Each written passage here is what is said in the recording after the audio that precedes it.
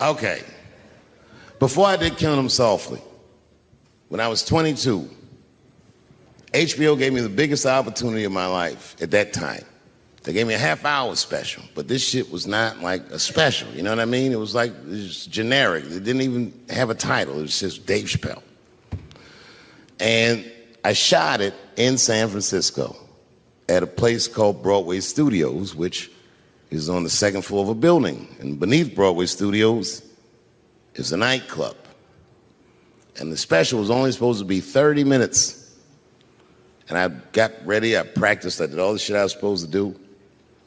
And the night that I taped, 20 minutes into my 30-minute set, I'll never forget this, music started blasting from the nightclub underneath. You could hear it real loud, and it fucked my whole show up, and I was devastated.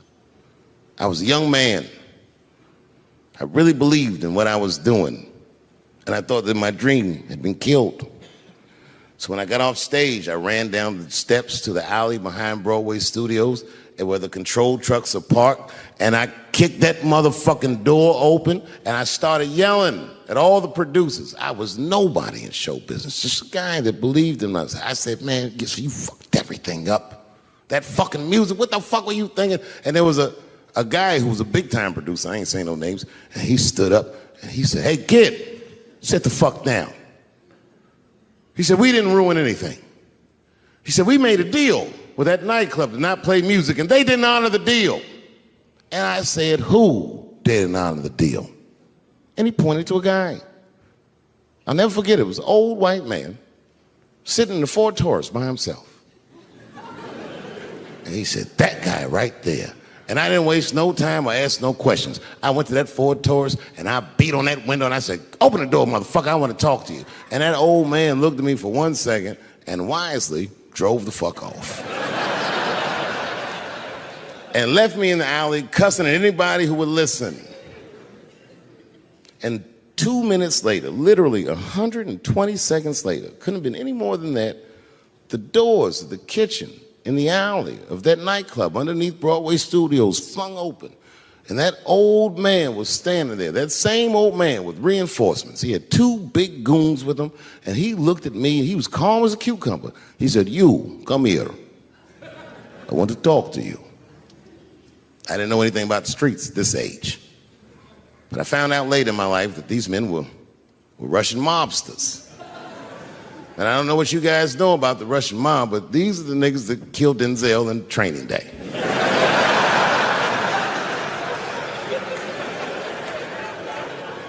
And all the producers knew what I was up against. They said, Dave, do not go in there. And I said, fuck y'all. And I walked right into that kitchen, and they closed the doors behind me, and it got dark as fuck in there. And I knew, I'm not dumb, I knew I was in a bad situation. But you have to understand, I believed in what I was doing, and I didn't give a fuck. Just kept cussing at these motherfuckers, telling them how they ruined my life. And that old man couldn't believe that I was talking all of this shit. And as soon as I took a breath, he stopped me gently. He said, hey, kid, listen. Your friends lied to you. He said, we made a deal, but your friends never paid me. And when he said that, I realized I was... Okay. Before I did Killing Them Softly, when I was 22, HBO gave me the biggest opportunity of my life at that time. They gave me a half-hour special, but this shit was not like a special, you know what I mean? It was like, it was generic. It didn't even have a title. It was just Dave Chappelle. And I shot it in San Francisco at a place called Broadway Studios, which is on the second floor of a building. And beneath Broadway Studios is a nightclub. And the special was only supposed to be 30 minutes. And I got ready, I practiced, I did all the shit I was supposed to do. And the night that I taped, 20 minutes into my 30-minute set, I'll never forget this, music started blasting from the nightclub underneath. You could hear it real loud, and it fucked my whole show up, and I was devastated. I was a young man. I really believed in what I was doing, and I thought that my dream had been killed.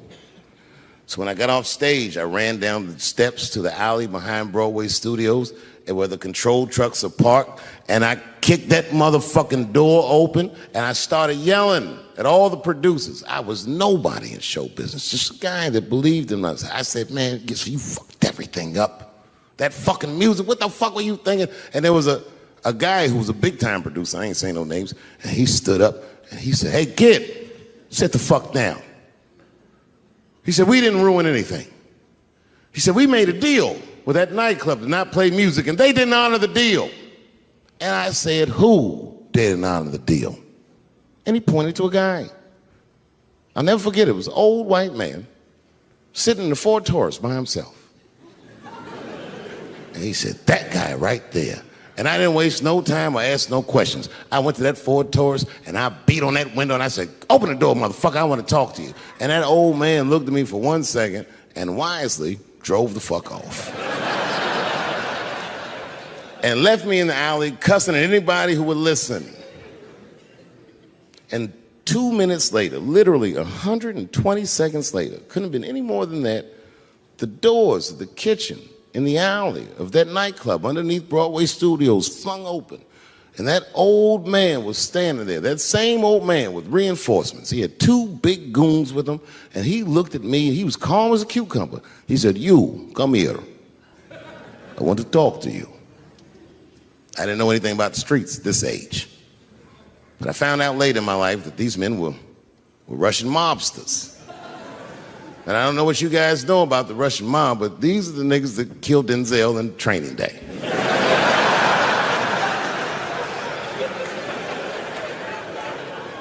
And all the producers knew what I was up against. They said, Dave, do not go in there. And I said, fuck y'all. And I walked right into that kitchen, and they closed the doors behind me, and it got dark as fuck in there. And I knew, I'm not dumb, I knew I was in a bad situation.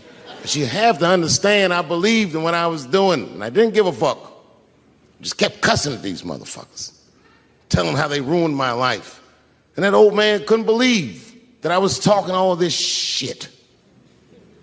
And as soon as I took a breath, he stopped me gently. He said, hey, kid, listen. Your friends lied to you. He said, we made a deal, but your friends never paid me. And when he said that, I realized I was locked in the kitchen.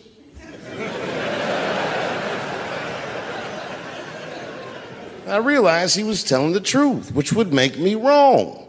And the very moment that I realized I was wrong, for the first time, I was afraid. You see, it's a funny thing if you believe you're absolutely right. You can get drunk off the feeling of how right you are. That's why gay people are so mean.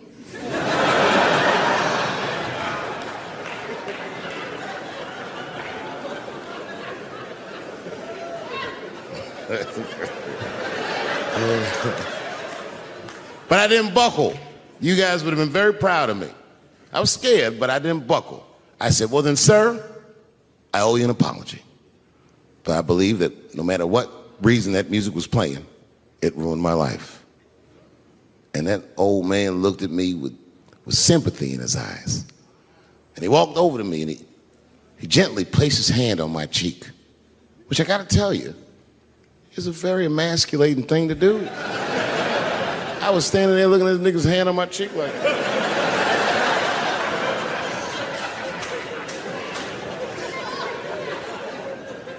and he said, you are a real man.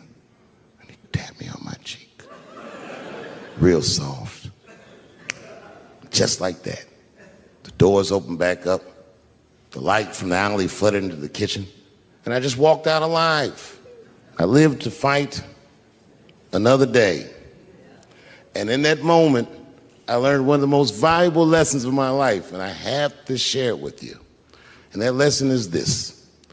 In your life, in any given moment, the strongest dream in that moment wins that moment.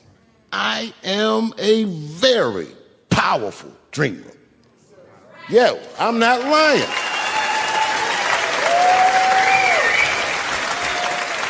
I I dreamed tonight, this very night, as a 14-year-old boy, and I am living it as a 50-year-old man.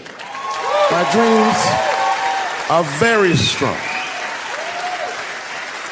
Today, I walked all around Washington. I used to be poor in this city, and all day people just said, hey, Dave, like they knew me personally, and I felt like I knew them.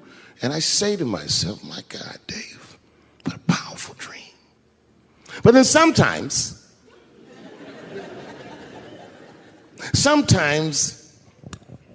I feel regular. Just feel like myself.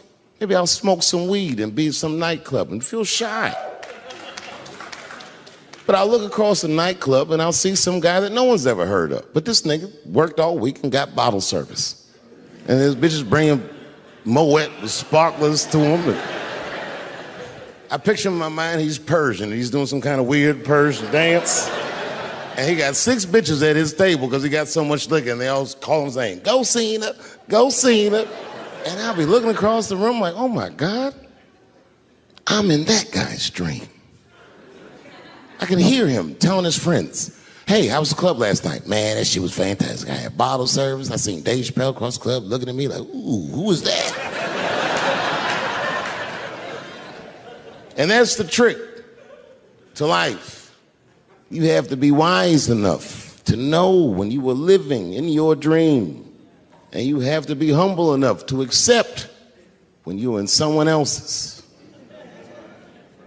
It's why I don't judge between Will Smith and Chris Rock. Because you guys look at them as big ideas, but I look at them as fellow dreamers. I can't judge between them because I see myself in both of them. I am Will Smith. I am the man that cannot take it anymore and will slap the shit out of the next person that says a crossword to me or somebody that I love. And I am Chris Rock. I am the man that can get slapped in front of the whole world and keep my composure so I don't fuck anything up. That is what men do. Men make boundaries. Men enforce boundaries. And men test boundaries. And no man tests more boundaries than a trans man.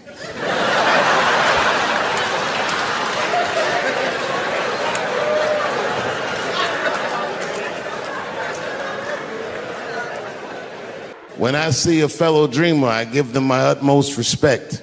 Even if I don't understand what their dream is. I know a dreamer when I see one. And I've met many powerful dreamers in my life. None more powerful than a man who calls himself Little Nas X. I met this nigga at a party. I had no idea who he was. But the minute he walked in that party, I knew I was in his dream. Everybody in the party was another dreamer. Everyone was famous, but when that nigga walked in, he was dressed like C-3PO. He was shining.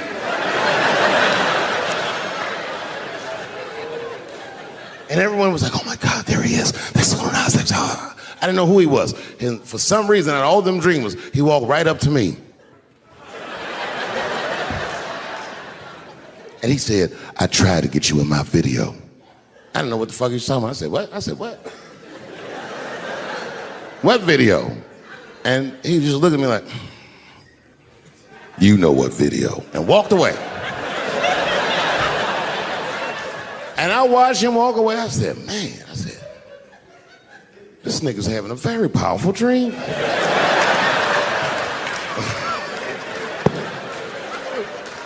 You know what it reminded me of? It reminded me of when we was in grade school. Remember in grade school, the teacher would ask everybody what they want to be? Timmy, what do you want to be when you grow up? And Timmy acted like he had an idea. He'd stand up, he'd say, I want to be a fireman. And the teacher would say, Timmy, that is a beautiful dream. But Timmy didn't mean it. Timmy said he wanted to be a fireman because deep down, Timmy's attracted to fire. And by the time he's 14 years old, this nigga's a full-blown pyromaniac, playing with kerosene and matches like a goddamn expert. And then one night he goes downtown with his buddies, fucking around with fire, and burns a warehouse down. And he doesn't know it, but there's 13 migrant workers from El Salvador, and they're in that motherfucker. They get trapped, and then they die in the fire. Isn't that a tragedy? It was an accident. He's only 14 years old, but he's black. So they try him as an adult. And Timmy ends up spending the rest of his life in jail. Dream deferred. Burp, burp.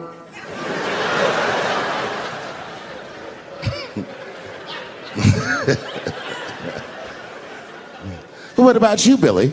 Billy, what do you want to be when you grow up? And Billy stands up and he says, I want to be president of the United States. And the teacher says, oh my God, Billy, that is a wonderful dream. And Billy means that shit. Billy does everything right. That motherfucker gets his grades up. He joins student government. He even does extracurricular activities like show choir just to make his resume look good. He's on track to be president, but junior year he wipes. When he's 16, he gets his girlfriend pregnant and has to drop out of high school to make ends meet. But lucky for him, the local Walmart's hiring. By the time he's 20 years old, this motherfucker makes assistant manager at Walmart. He's the youngest one in the district. He says, oh my God, if I can keep this up for 4 more years, I could be a manager. And if I can keep this up for 6 more years after that, I could even be a regional manager and have as many as 3 Walmarts under my control. And he's a big picture guy. He sees where this path is going, so he kills himself.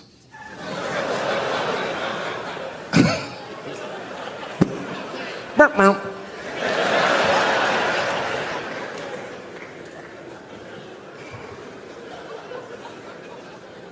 Well, what about you? What do you want to be when you grow up?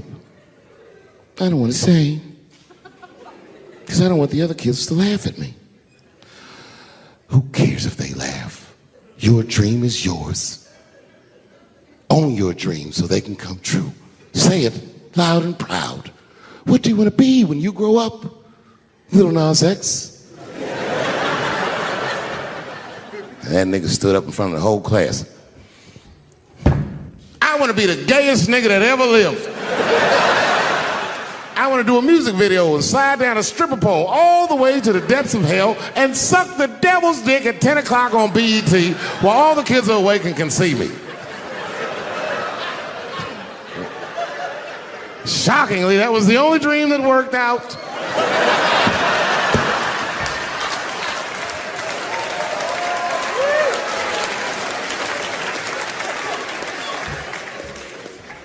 That's why I'm here tonight in the city where I built the dreams that I live. Because I wanted to tell you all that they came true. And I wanted to thank you all for making the man that I am today.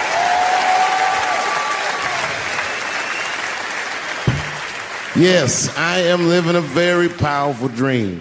Every time I come to this city and I stand in front of you, I realize that, my God, man, this is not my dream at all. It's yours. And I am honored to be in it. Thank you very much, Washington, D.C. I'll see you next time. Listen, you know, when I was growing up, I was probably about 8 years old. And at the time, we were living in Silver Spring. Yeah. Yes. Common misconception about me in D.C. A lot of people think I'm from the hood. That's not true. But I never bothered to correct anybody because I wanted the streets to embrace me. As a matter of fact, I kept it up as a ruse. Like sometimes I'll hang out with rappers like Nas and them, and these motherfuckers will start talking about the projects. Yo, it was wild in the PJs, yo. And I'll be like, word, nigga, word. But I don't know. I have no idea. My parents did just well enough so that I could grow up poor around white people.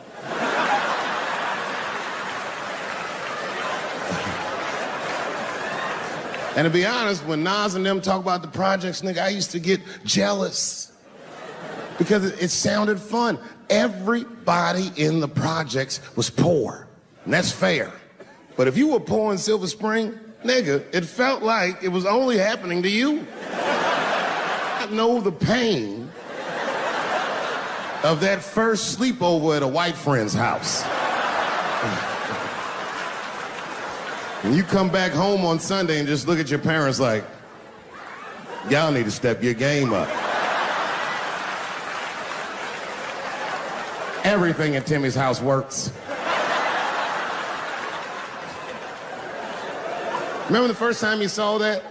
In a cold winter, and to be at a white friend's house and see the motherfuckers in their living room without their coats on?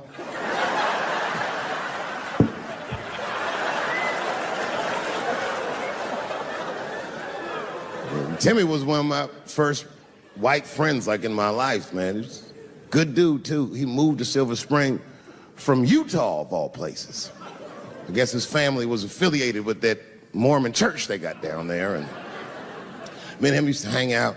And one day I was at his house, we were just hanging out, and Timmy says, Dave, why don't you stay for dinner tonight? I said, oh, man, I'd love to, but I can't.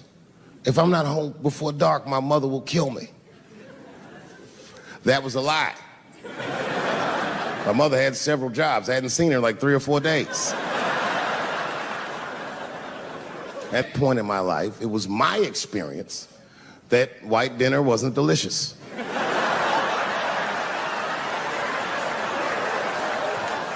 I'd rather go home and fry some bologna or some shit like that.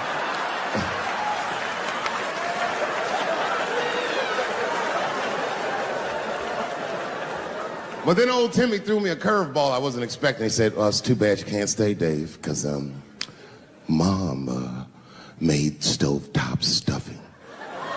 I said, what the fuck, stovetop? Well, hold on, nigga, let me make some phone calls real quick. I had seen that commercial so many times, I had dreamt of getting my hands on some of that stovetop stuffing. And finally, I met a motherfucker that actually had a box of stovetop in the house. I couldn't miss this opportunity, so I pretended to call my mother. And then I came back and I said, Timmy, you're not gonna believe this great news. Mom said I can stay. And he said, fantastic. He said, why don't you come with me and we'll help set the table and then we can say the blessing. I had no interest in setting this motherfucker's table or saying these crazy ass Mormon prayers. I just wanted that goddamn stuffing.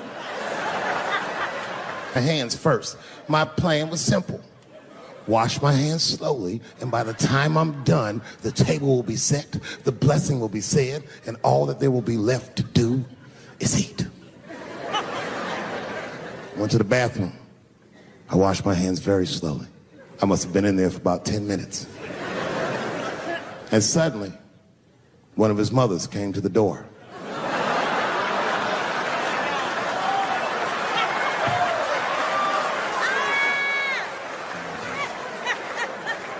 She was like, hi, David, right? I said, yes, ma'am. She said, Timmy tells me that you're planning on staying for dinner. I said, I hope that's not a problem, ma'am. She says, no, it's no problem. In fact, we'd love to have you. It's just that we weren't expecting company. And I'm afraid there's not enough stovetop stuffing for everybody. So I kicked her in the pussy. Bam! Ladies and gentlemen, I told you I'm dope, nigga. I told you what I was gonna say and you still didn't see it coming. And that's why I make the big bucks.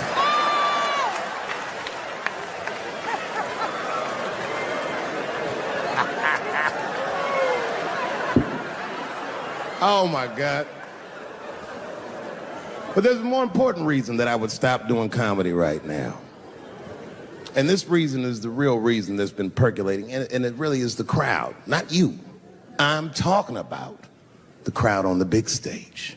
It's too hard to entertain a country whose ears are so brittle. Motherfuckers are so sensitive, the whole country is turned into bitch-ass niggas.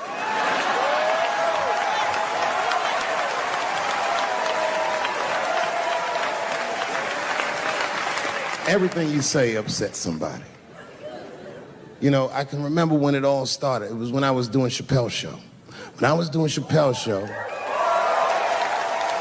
I used to do the show, and then on the weekends I do like concerts and shit like that. So I'm doing a concert, and there was a couple in the front row, beautiful couple. The wife was obviously Asian.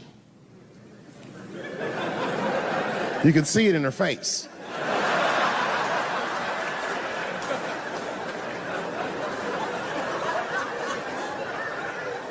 The husband, this motherfucker was mysterious, to say the least.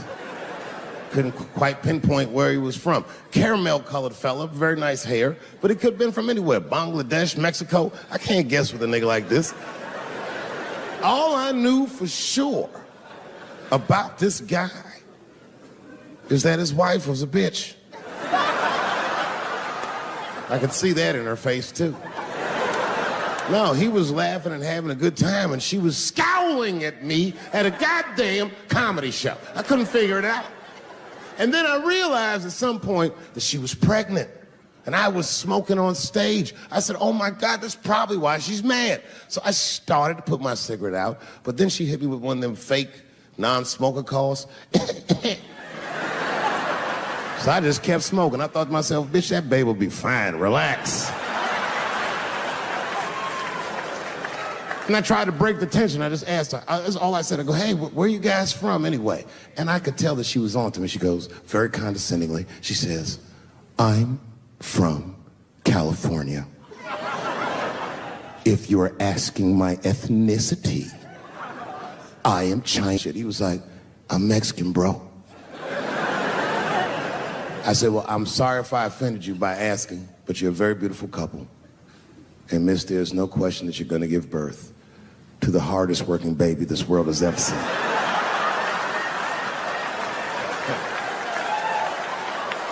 That's not a bad joke. She got very upset. She got up to leave immediately, but she didn't just leave. She had to take one last dig at me on the way out. I will never buy one of your fucking DVDs again, Dave Chappelle. I said, ma'am, with all due respect, Chinese people don't buy DVDs.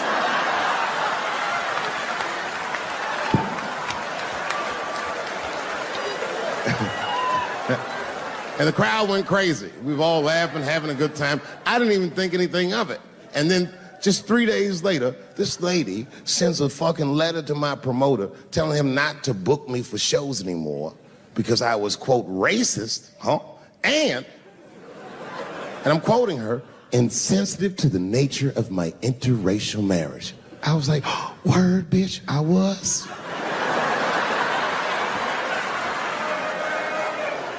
And she would know that I myself am in an interracial marriage. That's right. In fact, my wife is Asian too. Surprise, bitch, I'll see you on Thanksgiving.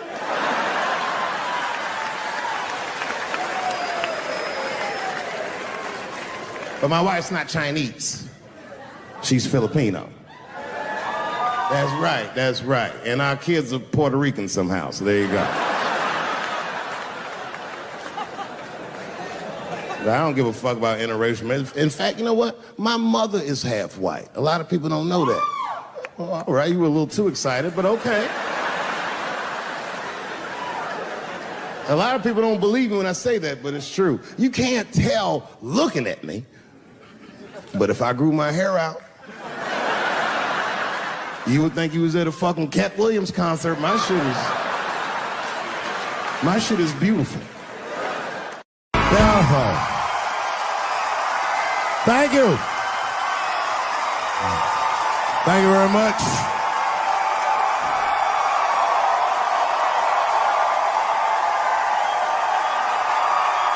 Thank you. What's going on? Good to see everybody out here tonight. Thank you. Hey, have a seat. Everybody be comfortable and relax. Oh my gosh, good to be back in Austin, Texas. It's good to know that plaid is back in. Most of the dudes I meet around these parts are dressed like a dyke in New York, so I'm glad to see that.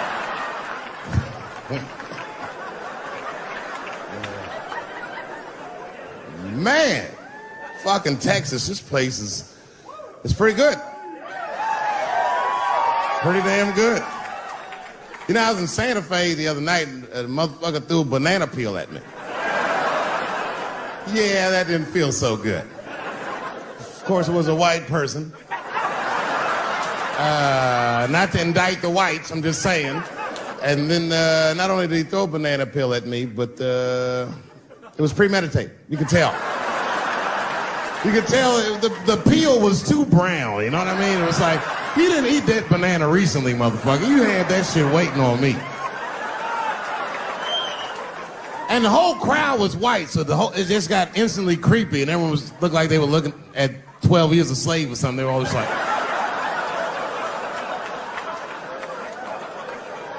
Who the fuck does that? And then they arrested the guy, which was... I said, someone's gonna fuck you in the butt in the holding cell. You know that, right? Can't just be throwing banana peels at Dave Chappelle. They're not gonna let you get away with this.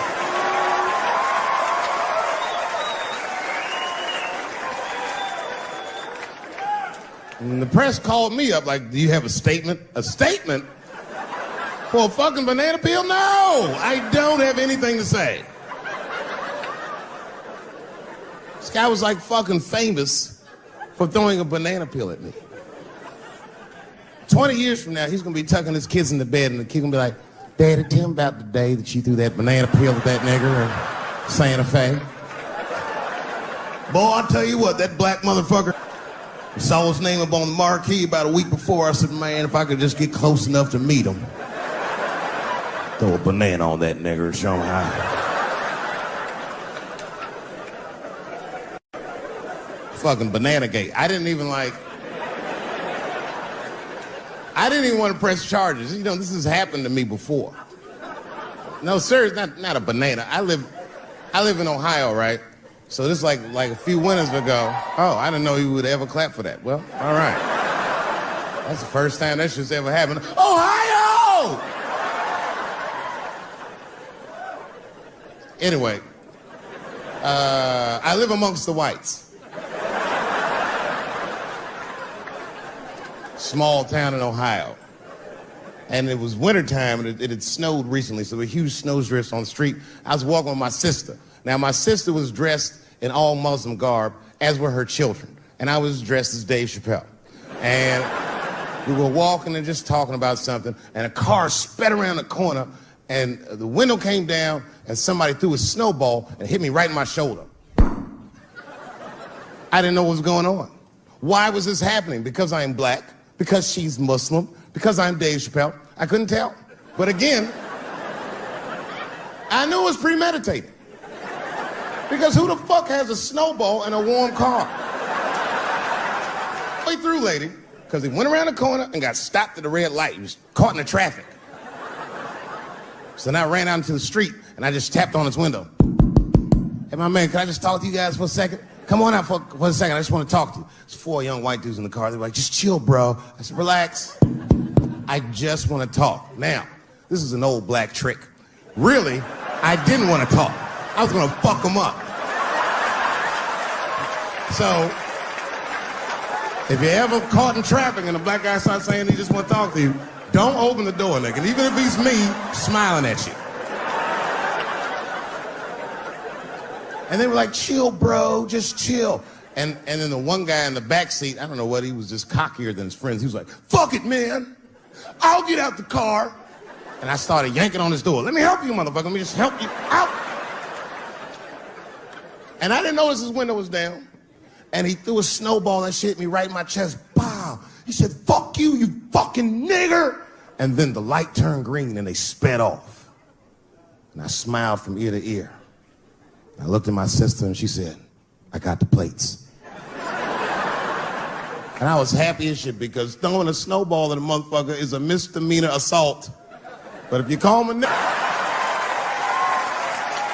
and me and my sister start dancing, we gonna send this motherfucker to jail. Now, I didn't notice it, but while I was yelling at him, a crowd of all white people had formed because it was an all-white town. And I was like, uh-oh, I thought I was going to get jumped. And one of them white guys stepped down and was like, I didn't like that at all. This is not what this town represents. I don't want this goddamn stuff in my vicinity. And another white guy was like, yeah, I didn't like it either. And then an old white guy stepped out of the crowd and said, young man, if you're going to fill out a police report, I would like to come with you and do the same. I said, you guys would do that for me? And the whole crowd said, hooray! I said, come on, y'all. I look like Malcolm X going to see Brother Johnson with a trail of white people.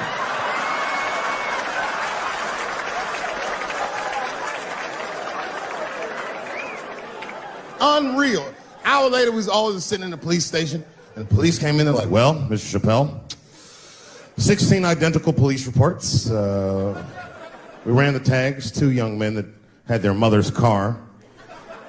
We have all 4 suspects in holding. Their mother is here. It's up to you. Whatever you want to do. If you want to press charges, we'll move forward. Sorry about that, officer. I'm a little flustered. I've never been in a position where I could decide the fate of white children before, but it's weighing heavy on me, sir. And I really can't decide. And I saw a lady pacing back and forth in the hallway, and I said, is that? He goes, yes, that's their mother. But can I speak to her before I make a decision? And when the mom came in, she saw it was me. She busted out crying. Oh, God, oh, no, I don't want him to go to jail. I am so sorry. I didn't raise him to do this. We love your comedy. We love you at the house. I said, miss, please, just, all right, look, I don't necessarily want your son to go to jail either. But what he did was pretty fucked up. So, is there something we can do short of jail just to let him know that he's wrong? She goes, oh, I don't know. What did you have in mind? Miss, I've never been in this position before. Oh, you know what we could do? I don't know if I'm asking too much, but maybe if you could just suck my dick a little bit. Just a little bit. I'm not gonna finish. I just want you to do it enough so that I can tell him you did it. I'm kidding. I wouldn't do that to anybody's mother. Maybe my kid's mom, but that's it. Ebola was in Texas. Ebola made a visit. Killed that man in Dallas. 5 days, that man melted to death. What happened to the brother in Dallas? Where was the secret serum, is what we all said. I remember in the beginning of Ebola, there were 2 American doctors that got sick in Africa. They flew them in a private jet straight to Atlanta to the CDC. I didn't even know CDC saw patients. There it was said they administered what the New York Times called a secret serum. I don't know what's in it. It's just like Colonel Sanders' recipe. But both of these motherfuckers survived. These doctors, thank God, are healthy. They are out there somewhere tonight at Whole Foods, touching vegetables, walking around. Everything's okay. Hey, Frank, how are you? Oh, you didn't hear? I had Ebola last week, but I'm doing all right now. I was bleeding out of my eyes and anus, so I got concerned, but I'm okay. What happened to the brother in Dallas? They just rubbed some Vicks on that nigga.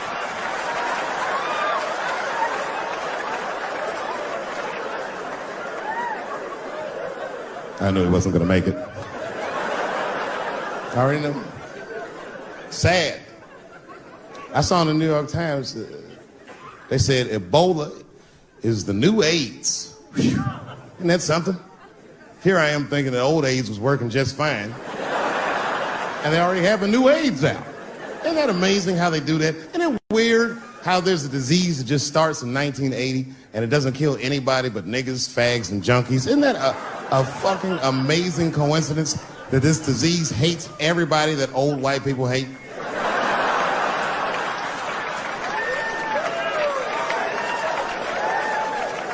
I think either God is white or the government hid that shit in disco balls. Only fun people get AIDS. Last month on the front of the New York Times, the measles was a headline. I had to check the date of the paper. I was like, measles, what is this, 1850? What the fuck is this? Why is measles in the news? Turns out they were trying to decide if mandatory vaccinations for children is the way we all want to go. Any thoughts? I'm sorry, ladies and gentlemen, I don't know. I don't know about this one. First of all, black people generally don't trust doctors. After the Tuskegee experiments and all that shit. More importantly, don't forget Michael Jackson was killed by a doctor. Granted, he was doing drugs, but if I was a heroin addict and I had a licensed physician injecting heroin in me, I should survive that. I'd just be looking like, oh, I'm good, right? I'm good? It's not too much, is it? Dr. Butterfingers killed Michael Jackson. After that, I was like, fuck going to the doctor. The fuck am I getting my kids vaccinated for an old-ass disease like measles? This is ridiculous. You might as well give them a diarrhea shot if you're so worried. Diarrhea has a bigger body count than the measles do. Diarrhea is funny today, but 100 years ago, if your ass had diarrhea, you were a goner. There was like a 0 chance of survival. You get that first squirt, uh-oh. Better start getting my affairs in order. But I don't have much time. It's diarrhea. It's very serious.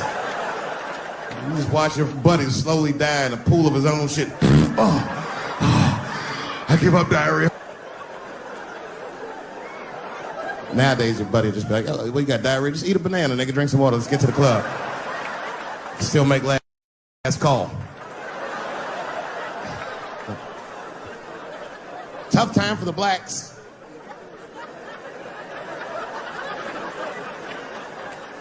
These are not good times for the blacks. I don't know if you know what I'm talking about, right? Police are killing us again. It's a very unfortunate set of circumstances because we were doing very well. America has a racial hot seat. I think we can all agree that that's the truth. And we can also agree that that hot seat is traditionally occupied by African Americans in general, African American men in particular. Although I can see that in recent years, that seat has been occupied by Mexicans, and I dare say Arabs. And we, the black Americans, would like to thank you both for your sacrifice and your struggle. We needed a break. We needed a goddamn break. We all go through something, but at least I can leave my backpack someplace. If you Arab and forget your backpack, you got about 20 minutes before they send that robot to blow your shit up. Fuhad. Now ISIS is #1 on the terrorist charts. And ISIS is fucking scary. Because if ISIS catches you, they're going to cut your head off. That's what they do. I've seen them do it on YouTube.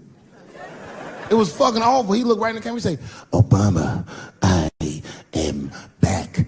I saw that shit. I said, oh my God. Don't like.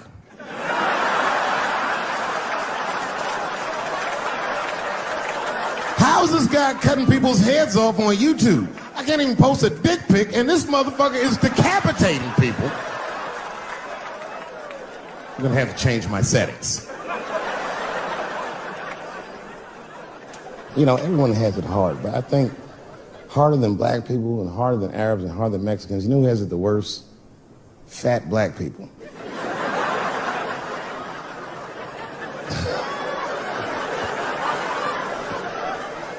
It's hard for white people to understand, but that's what I'm saying is very true.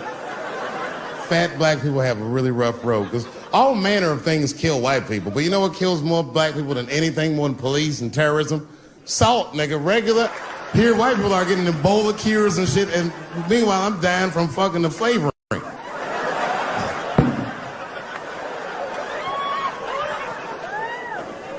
Look, honestly, I'll stop talking about it. Let me say this, though.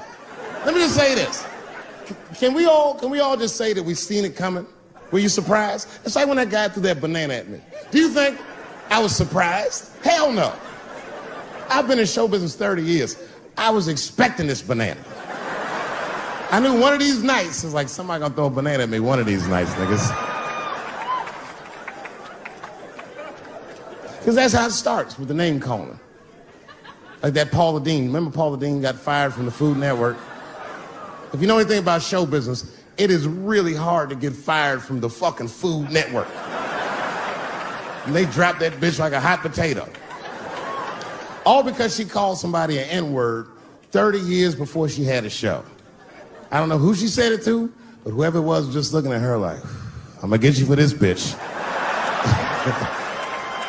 That shit came back 30 years later like a Bill Cosby rape and sunk a battleship.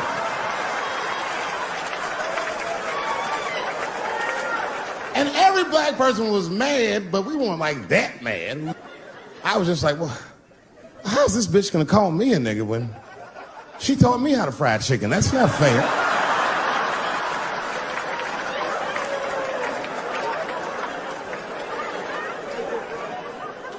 I think Donald Sterling shit was more serious. Remember Donald Sterling? He used to own the Clippers, and then he got caught on a secretly recorded tape saying some very unsavory things about African Americans. And there's a lesson in that for all of us. The lesson is, if you are old and white and racist in this great country, whatever you do, don't tell your black girlfriend about that shit, because that's who made the tape. She recorded all that shit, and the tape was terrible. He was like, stop bringing these black guys to my games. First, we're all confused, like, well, how the fuck are you gonna have a game without us? But it turned out that the black guy he was speaking of was none other than Magic Johnson, the billionaire. Unbelievable. Never even mentioned the fact that he had AIDS, which is... This guy must be really racist if AIDS is the footnote. Well, you gotta be careful, baby. He got the old Ebola.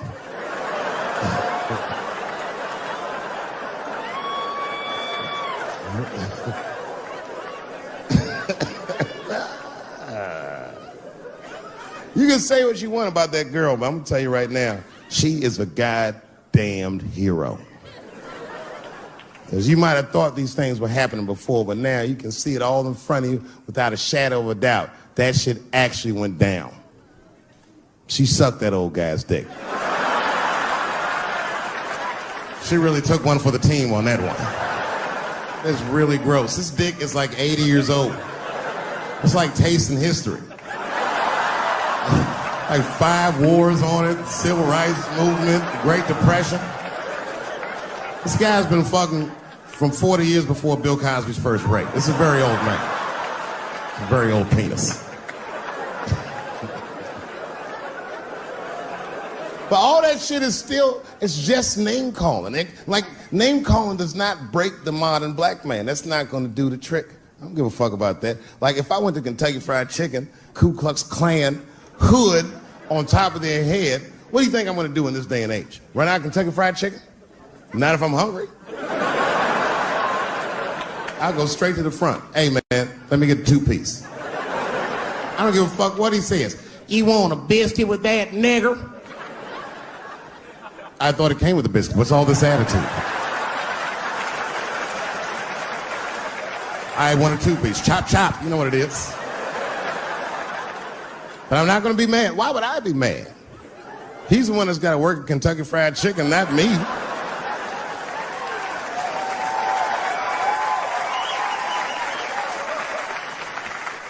Well, how about this? What if I lived in Austin and I had a white girlfriend? It's possible in Austin. As a matter of fact, some people say it's necessary, but that's not the point.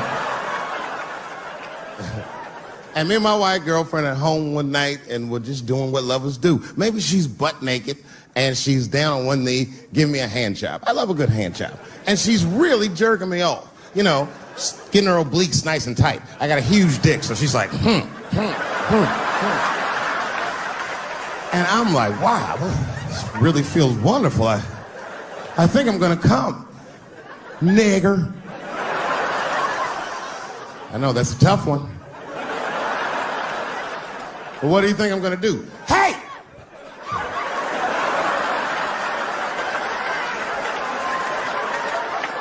That's no time for integrity, ladies and gentlemen. I'm busting that nut in her face. I'll sort through the ethics later. But I'm what they call a man of his word. If I say I'm coming, oh, I'm coming. I don't give a fuck what happens. God forbid somebody could shoot me. If I say I'm coming, it's still like, oh.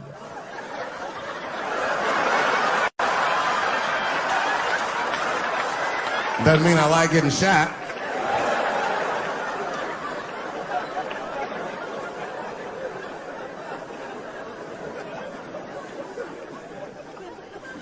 Boy.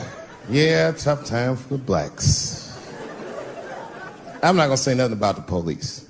I'll leave that for Chris Rock.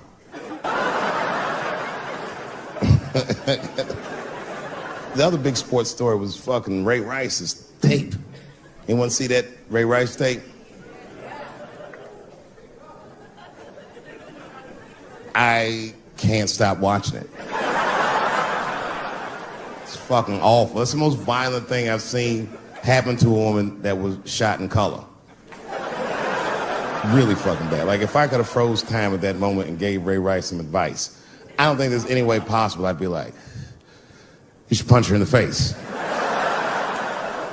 It's a fucking terrible idea. At the same time, I also believe she shouldn't have rushed him. What the fuck was he like? Yo, you can't beat him. It's don't rush a motherfucker that's trained to stiff arm people in the clutch. He's gonna get the upper hand.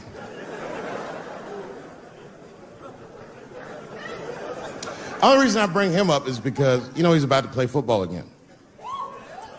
You didn't know that? The NFL was told by a federal judge that they had to reinstate Ray Rice because he was transparent with their investigation. He told them exactly what he did, and they can't just change your bit. That's like if I'm hanging out with my buddies and I'm like, hey guys, guess what I did last night? I fucked this big fat girl I met at the club. And they're all like, oh shit, Dave, that's crazy.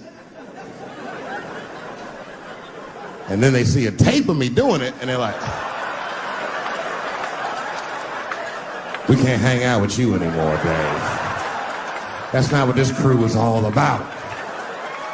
I'll be like, what? I told y'all what I did. What's really fucked up is the tape was made before they were married. Isn't that weird? I don't know why she'd do that. I don't even know why he would do that. As a guy, would you want to live with a woman that you had once punched in the face with all your strength? That's some very bold Color Purple type shit. Seeley, come out here and shave me.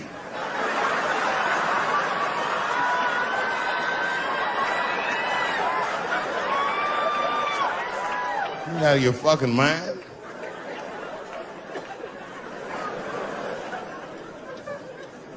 I had to ask an older friend of mine just to get some perspective. This older black dude.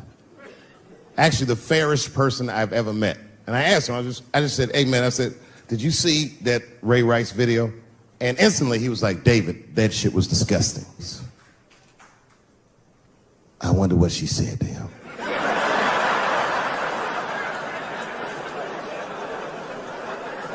I don't think that matters. I think the idea is you're not supposed to punch her in the face. My wife says terrible shit to me. My wife once called me a pussy in front of dinner guests. I know, I started to get mad, but then I was like, fuck it, she's probably right. I am a pussy, I admit it. I'm soft and warm and persuasive like a real pussy. Right. And then I said, and if you don't take care of me properly, I might stink like your pussy. Oh, we fight dirty at the Chappelle household. It's not a big deal. No. If you want to get to the bottom of a matter of the heart, what you're supposed to do is ask a woman. Now, actually, there's two women that I know. They're both college professors in this little area I live in. And I meet them twice a week at Starbucks for coffee. Talk about important shit. And I asked the girls, who's Ray Rice? After he punched her in the face with all his strength. And one of my girlfriends said, David, you need to wake the fuck up. She's staying for the money. Well, now, wait a minute, because my other girlfriend was like, I disagree. I think that she actually loves him. And I said, wait a minute, ladies, you know what? I think that you're both right. And what I was doing when I said that was preserving the possibility of a threesome with these bitches.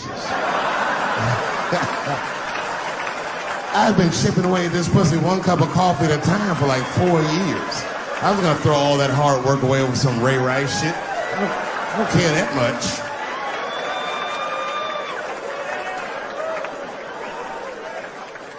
I'm just being real. It's fucked up, man. It's a tough time for the blacks. I love you too. And then here comes the banana peel. I'm waiting on it any second. You know that's how it starts. I saw in the paper today that the guy that threw the banana at me got arrested again because he threw a banana at another motherfucker in a bar in Santa Fe. Look it up online after the show. He actually did that. And that guy was black too. You know what a guy said he did it at night? He said, I did it because Dave Chappelle is racist. So, nigga, that's not the best way to handle that if I am racist. What if Martin Luther King just went around throwing tuna casserole on white people? Would that work? Huh? I've seen your girl bubbling. She's drunk as hell, buddy. Listen, sir, I don't know what she's saying, but just take my advice. Get some water in her, or you're going to have some dry pussy when you get home.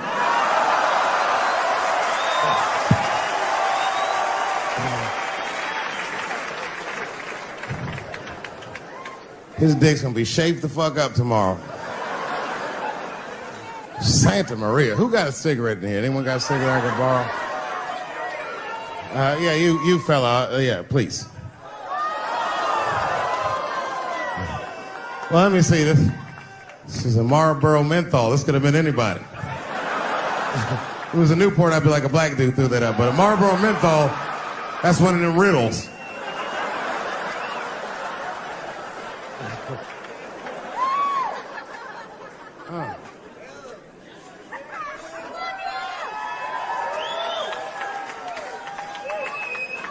Is the word pussy offensive?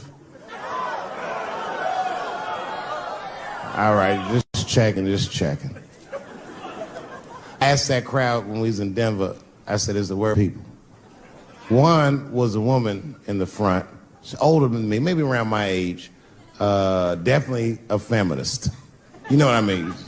Short haircut, plaid shirt, you know what I'm saying? And she didn't say it offended her. What she said is she said, I'm uncomfortable with that word. And I was like, really? You? And then before I could ask her why, there was one other guy, he was in the balcony. Now, I don't think he was saying this to me, but he said this. Everybody heard him say it. He goes, it's delicious.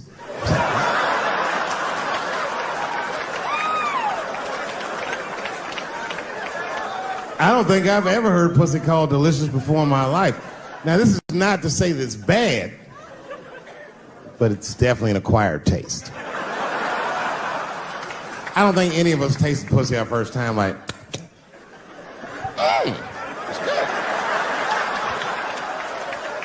It needs something.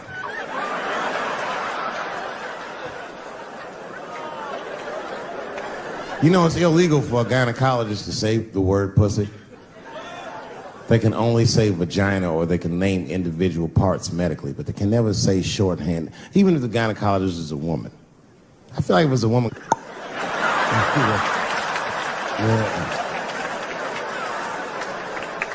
I don't think men should be allowed to be gynecologists. That shit is a conflict of interest. Even when my wife was pregnant, we used to go to the gynecologist. And he'd put her legs up in that stirrup like this. He'd be like, all right, Miss Chappelle, just try to relax. I push it back up, motherfucker, I got this. Just tell me what to look for.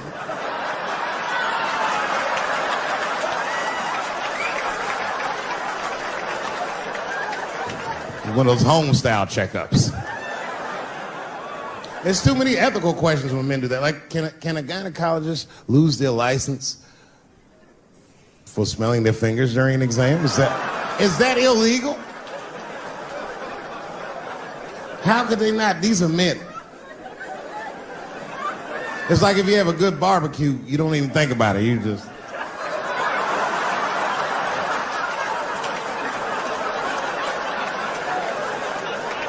The word pussy is only offensive if you're older.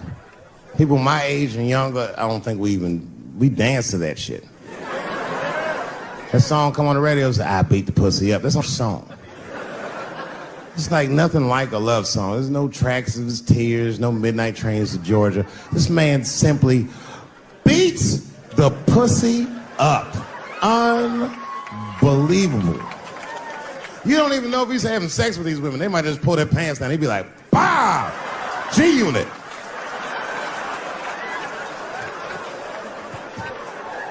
Like you'll be watching HBO. Hi, I'm Larry Merchant, standing here ringside with the pussy after a devastating bout with 50 Cent. Pussy, come over here and let me talk to you for a second. My God, you look terrible. Your lips seem to be swollen. You're bleeding a little bit. Tell me, pussy, what happened inside of that ring with 50? I don't know, Larry. I felt really good in the first round. I was ready to fight. It's warm and moist, and I don't know. It just hit me from angles I wasn't expecting. Front, left. The backside surprised me the most. Well, pussy, let's take a look at round 4. This is where it all went wrong for you. Here you come out of your corner, pussy. You're fighting really good. It looks like you got 50 with a right and a left, but then 50 slips your jab, and there, right there. You see that? He punches you right on that little bean thing you have on the top of your head. I don't know what that is. There's 50 just pounding away at that bean over and over, and that pussy gets rattled around like that. I don't think I was thinking anything, Larry. You know, I'm a real good defensive fighter. It's real hard to get to me. I've never been punched directly on my bean before. As a matter of fact, most fighters don't even know that bean exists. I guess he just hit me there and I lost control of my legs. I don't know what else to tell you. I like when Lil Wayne talks about pussy, because Lil Wayne used to have that song. He say, I got a bitch that plays movies in my jacuzzi. And then it goes like this. Pussy juicy. That shit always makes me laugh, because no guy says that, you know what I mean? Only Lil Wayne would say some shit like that. If he was fucking a girl, she's like, is this pussy good? You're not gonna be like, it's juicy. It's good. The pussy was juicy. That's why I'm not Lil Wayne. Because if I was in a hot tub with a girl and I could tell that the pussy was juicy while I was in the hot tub, I'd probably get out of the tub. I'm a germaphobe. I just picture Lil Wayne like, what is this strange oil floating in my hot tub water juice? That shit was so funny to me, I must have wrote like no less than 40 jokes with the punchline pussy juice. And all of them worked to some degree 100% of the time. I'll do one more just so you believe it, okay? All right. And this next piece, it's a special episode of CSI. For some reason, Lil Wayne is guest starring as the lead detective, okay? That's the setup. Are you ready? Here it goes. Has anyone else been on this crime scene? No. It's very strange. This place is virtually undisturbed. No forced entry. No sign of a struggle. Shine your flashlight right here. I just slipped in something. What is this? What is this? It glistens in the light. Smooth to the touch. Pussy juice.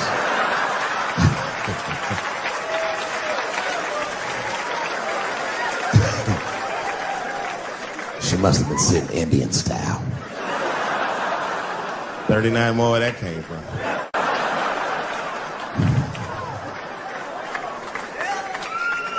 Everybody's mad about something.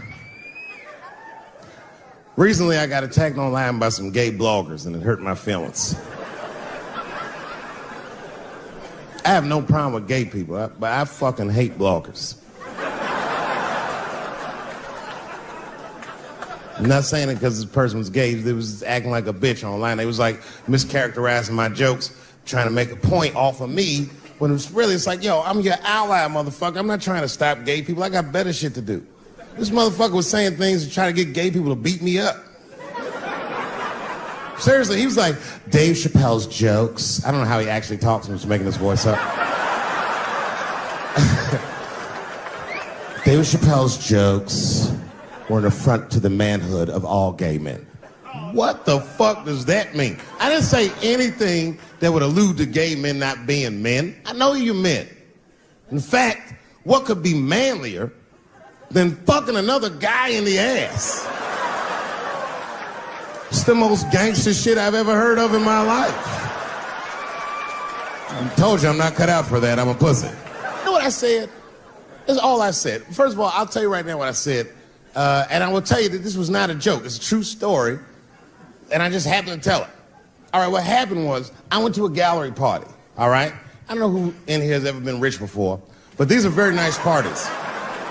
You know, wine and cheese and ball of conversation.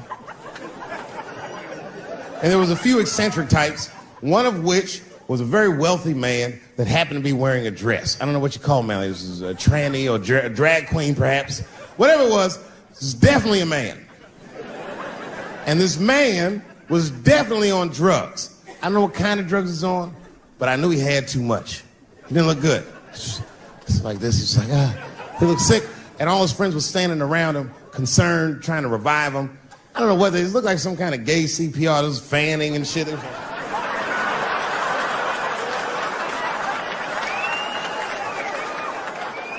I saw all this from a distance. Now, I should have minded my own business, but I got curious. I was like, oh. And I went over there. All I said, excuse me, gentlemen, is he okay? And then they looked at me like I was evil.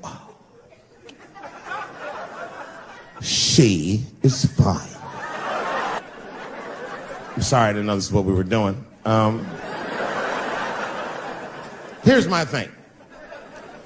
I would support anybody's right to be whoever they feel like they are inside. I'm your ally in that. However, my question is, to what degree do I have to participate in your self-image? Is it fair that I have to change my whole pronoun game up for this motherfucker? That doesn't make sense. Seriously.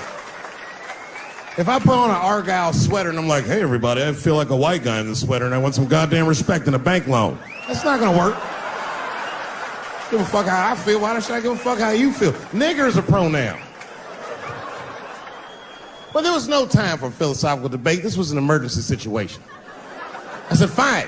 Sorry, guys. I was just worried because she looks terrible. She just fell off the bench.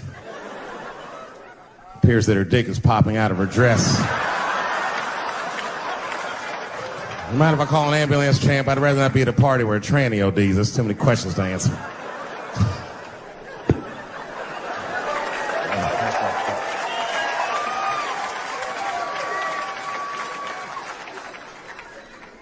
Okay, I've been through this before. I had a friend from high school. Now, in high school, this guy was a thug, right? He was a fucking dope boy. He did it all. He's a wild dude. People used to be very scared of him. And then after high school, word on the street was he'd come out the closet. I personally didn't believe it. I bring him up because last year, he calls me out of the blue like, yo, what's up, man? I got your number from so-and-so, and I heard you're going to be in New York doing a show. Could I get some tickets? I was like, fuck yeah, get some tickets, man. How you been? He said, well, we'll catch up at the show, man, but yo, I appreciate it. I'll see you soon. I said, all right, man, take care. And I was about to hang up, and I couldn't resist. I was just like, hey, nigga, I heard you was gay. What's going on with that?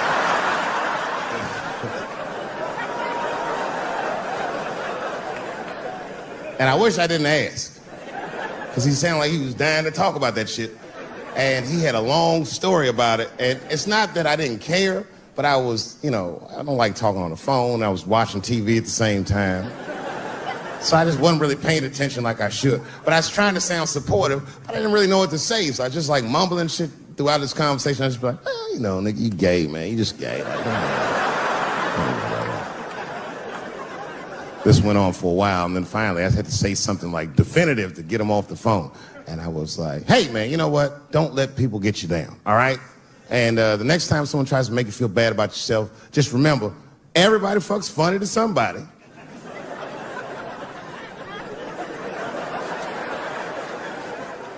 He didn't like that shit. He's like, what the fuck does that mean? I said, huh? He said, you saying I fuck funny, motherfucker? I said, no, that's not what I'm saying. I'm saying everybody's different. He said, you ain't say different, nigga. You say it funny. What's so fucking funny about the way I fuck? And I said, hey, man, I fuck feet. He said, what? Oh, this is not a joke, ladies and gentlemen. I get women to squeeze their feet together like this, and I fuck them right in that little space in their feet. But you can't build a community behind that shit. There's no flag for us. That shit made him laugh. And the next day,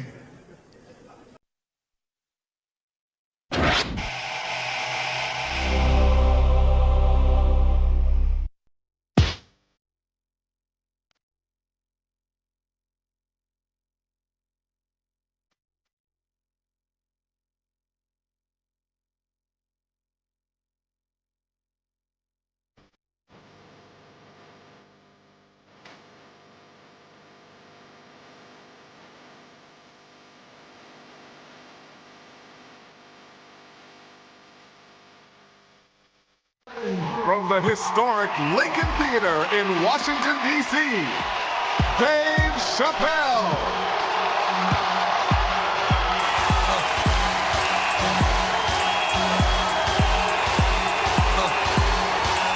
thank you. Thank you, thank you. Oh, yeah. Oh, yeah. All right. Oh, really? Boy, y'all make it good to come home, boy, I swear.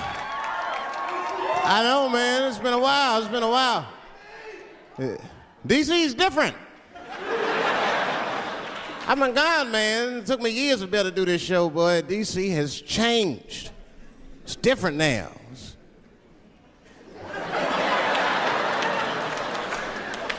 There's a lot of white people walking around, isn't there?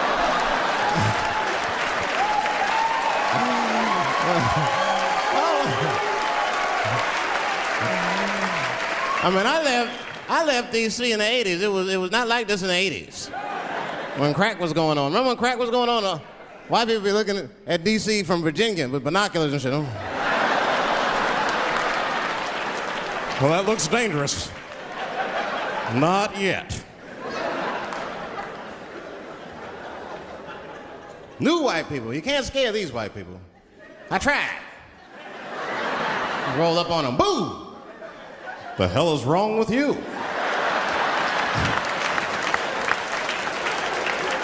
Those days are over. I'm glad that, I mean, that's when that white friend comes in handy. Uh-oh, Ernie, you want to get this one? Come on now. Come on now. Do something. So black people are very afraid of the police. That is a big part of our culture. No matter how rich you are, how old you are. We're just afraid of them. We got every reason to be afraid of them. You know what I mean? Like, you a white lady, you ever been pulled over before? And then what they say, let me see your driver's license and your registration, right? See, I'm just guessing.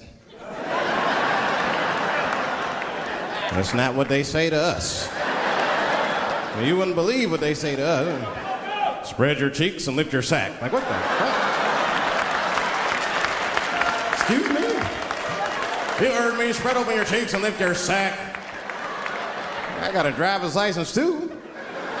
There's easier ways to prove who I am and shit. What does that prove? I can't go to the bank like that. Cash my check. What do you mean you don't have any ID? Wait a minute.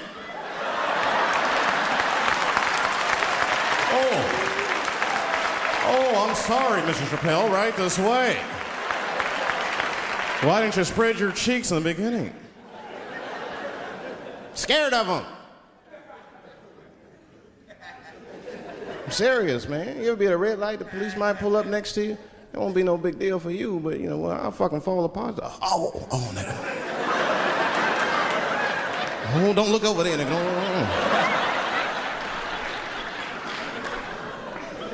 But I didn't always know that was a black thing. It took me a while to figure that out. I learned that shit in New York. I was in New York City. Now, I was hanging out with a friend of mine. He's a white guy, you know. We were just hanging out. And we were lost in the city. You know, we were smoking a joint. Now, I don't know if it's a coincidence that we were lost in high and shit, but... my white buddy, he was smoking a joint. Dave, it's the goddamn cops.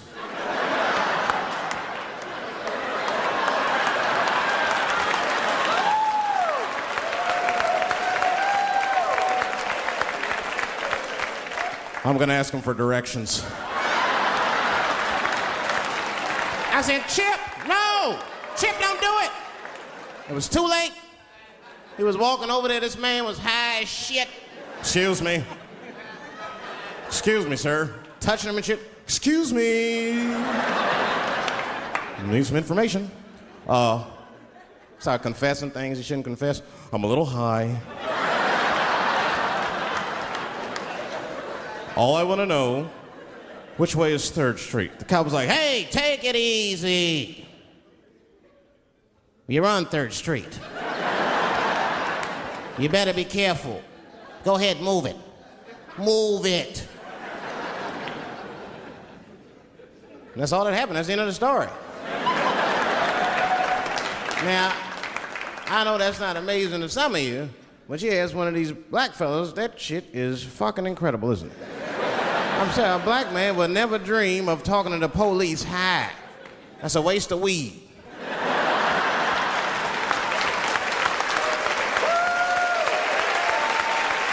Serious. I mean, I'd be scared to talk to the police when I'm sleepy. They fuck around and get the wrong idea and shit. Oh my God. That nigger was on PCP, Johnson. I had to use necessary force. You saw him. No paperwork. Just sprinkle some crack on him. Let's get out of here. That's how it is. But at the time, I didn't think there was anything racial about it. I was just like, man, Chip, you got fucking lucky. You better be careful. But then another time, me and Chip are driving. Now, I'm not driving. Chip is driving, and he's driving a little crazy. He'd been drinking. Now, I don't like to let my friends drive drunk, but, you know, I was smoking a joint. I couldn't really say shit to the guy.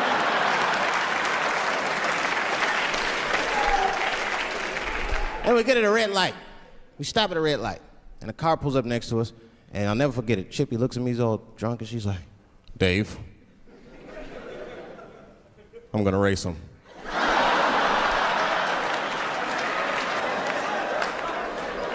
I knew it was a bad idea, but I was high. I tried to explain to him it was a bad idea, but all that came out was, well, nigga, sometimes you gotta race, I don't know.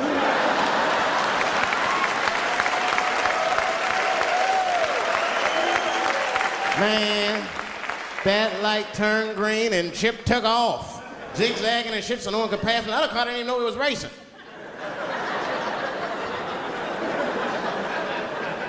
Then the police seen us and pulled us over. Now you understand, I'm scared as shit. I mean, come on, the car smells like weed. I've been speeding, this man is fucking drunk. I was scared. Chip was not scared at all. It was weird, he didn't even turn his radio down. Isn't that weird a little bit? I mean, if you get pulled over, wouldn't you turn your radio down? Nobody want to get their ass beat to a soundtrack and shit. You know what I'm saying? Chip had the music blasting, we're not gonna take it.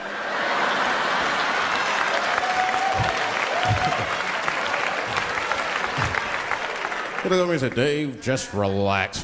Close your butt cheeks. Just relax. Let me do the talking. You want to know what he said? This is almost exactly what he said. I couldn't believe it. He says, oh. Sorry, officer, I didn't know I couldn't do that. I was fucking shocked. The cop said, well, now you know. Just get out of here. Just get the fuck out of here. Chip said, okay, I will, sir. Thank you. What? What's wrong with you, Dave? I didn't know I couldn't do that. He said, that was good, wasn't it? Because I did know I couldn't do that.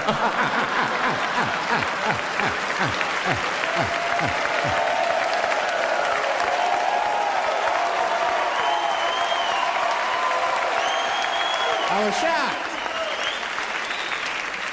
I wasn't shocked at the audacity of it. I was just shocked because I would have never thought to say that. I don't think any black dude would think to say that because they know we know the law. Every black dude in this room is a qualified paralegal and shit. He knows the law. I mean, if one of us even start to do something wrong, an old black man will pop out of nowhere. Nigga, don't do that. That's 5 to 10. Watch out. Well, we know the laws and the penalties. Guy Chip didn't even know he couldn't race. I'm not saying I don't like police. I'm not saying that. I'm saying I'm just scared of them. Nothing wrong with that. Sometimes we want to call them too. Somebody broke into my house once. It's a good time to call them, but I don't. The house is too nice. It ain't a real nice house, but they never believe I lived it. Oh, he's still here. Oh my God. Open and shut case, Johnson. I saw this once before when I was a rookie. Apparently this nigger broke in and hung up pictures of his family everywhere. Well, let's sprinkle some crack on him and get out of here.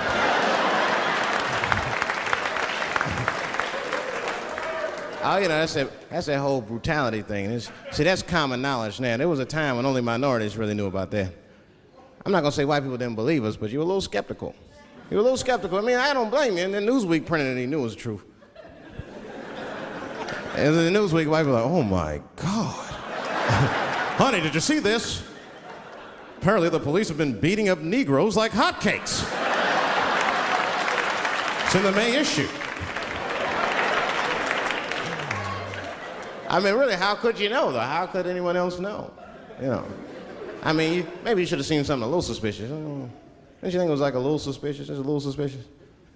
Every dead black person the police find has crack sprinkled on them. I mean, come on, man. Come on, man. Who gets shot and sprinkles crack on themselves? Nobody would do that. Bam! Oh!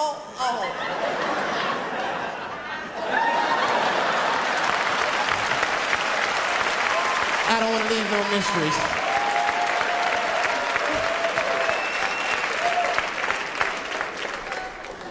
But I'm a paranoid guy, you know, that's how I am. I'll be scared to call 911 for anything, even if it's like a fire or anything. Because they tape those phone calls. I see the shows, they tape them, and then they play them on television. That's fucked up. Now, I'll say anything if I'm scared. That shit is private, you know what I mean? What if I get killed? They start playing that 911 tape on the news, I'm dead, I can't explain myself to my buddies and shit. We'll be watching the news. We have Reg Chapman on the scene. Reg, what's going on out there? It always takes a guy on the scene a minute. Hi, Bob. Hi, yes. We just got hold of a copy of Dave Chappelle's Frantic. 911 emergency call. Remember, viewers, some of this language is disturbing.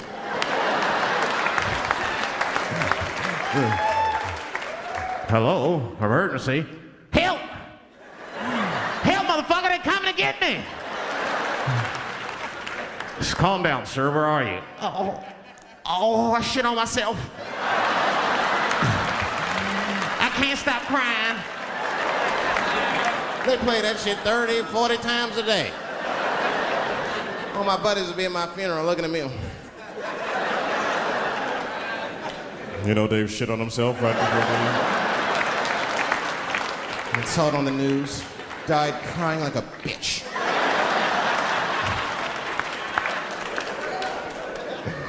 I'll be dead. I can't defend myself. That's not a nice thing to do. That's not a nice thing to do. I mean, it's a 911 tape. How they expect you to sound? Of course you're gonna be scared. It's an emergency. There's nobody calls 911 cool and relaxed. That shit would sound ridiculous. Hello, emergency. Hi. Hey, 911, how are you? Yeah. Look, there's a group of hooded white men gathering outside of my house, and it looks like they mean business. Get out here, nigger! I gotta go. You guys try and hurry.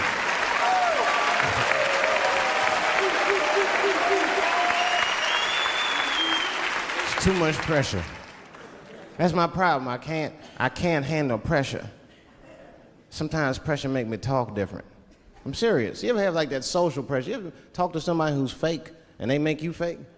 Like, they come to you like, hey, how you doing? You're like, fine, how are you? And you're like, I don't even talk like that.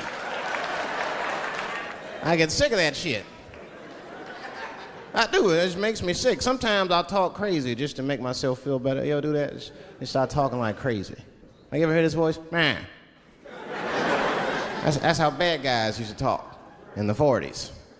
In the old days. See, I talk like that. Not all the time, but if somebody put the pressure on me, fuck it, I gotta cut loose. If the police pull me over, I'll talk crazy. Son.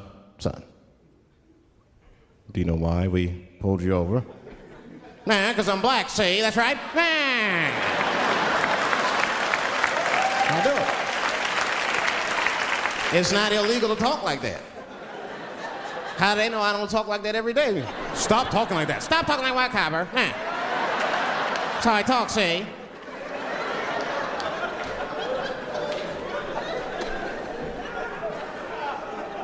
You gotta make life interesting like that, because the shit is flimsy. Life is flimsy. You think you're gonna live forever, you ain't not gonna live forever. It's dangerous out here. We know what's going on. I travel now, you know. I used to think DC had the roughest ghettos in the country. Nah, nigga, I have seen some shit now. Oh, there's some rough areas outside of DC. Yeah, everybody should go to the ghetto. I was taken to the ghetto one time. That's the worst. When you get taken and you're not expecting to go. You know, usually you want to know when you're going to the ghetto, like, I'm going to see some wild shit. I got to prepare myself. I'm going to see something crazy. When you're taken, it's different. I had a limousine driver. It was after a show. It was late at night. It was like 3 in the morning. I had a limousine driver. He was a nice guy talking to me and shit. Oh, hey, where you from, dog? DC? Word? That's a rough city, man. And his cell phone started ringing. Hold on 1 second. Hello? Oh, what's up, nigga? What? What the fuck? Slow down. What the fuck? No! Fuck that, nigga. Fuck it. I'm on my way.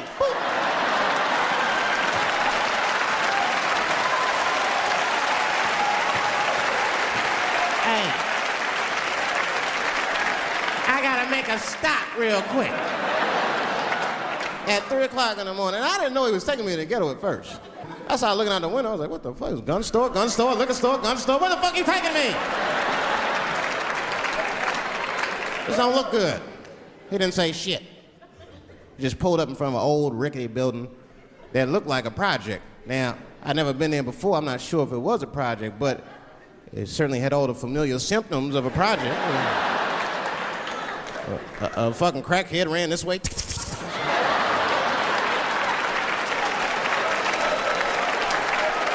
And then another one jumped out of a tree and shit. The driver said, I'll be right back. And left me. Took the keys with him and just left me. At 3 o'clock in the morning, in front of a project in a fucking limousine. This was not good. I was like, man, I gotta look around and see if I can see some landmarks and figure out where I'm at. Might have to escape on foot.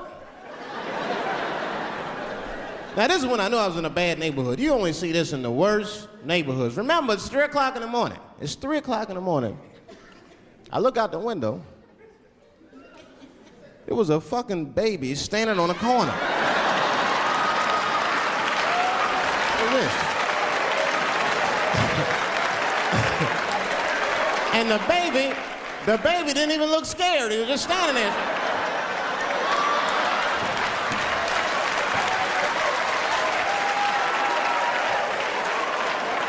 I mean, it made me sad. It made me sad, really. You know what I mean? Because I wanted to help the baby.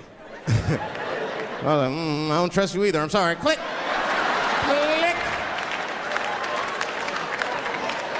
The old baby on the corner trick, eh? I'm not gonna fall for that shit. Where's this limousine driver? You know, I start feeling bad. As time goes by, I start feeling worse. Like, man, what is wrong with me? What the hell's wrong? I'm scared of a baby. And this baby could be in trouble. He might need my help. I gotta do something. But I wasn't gonna get out the car. I'm serious, man. I just cracked the window a little bit. There's an old limousine. I can roll it down.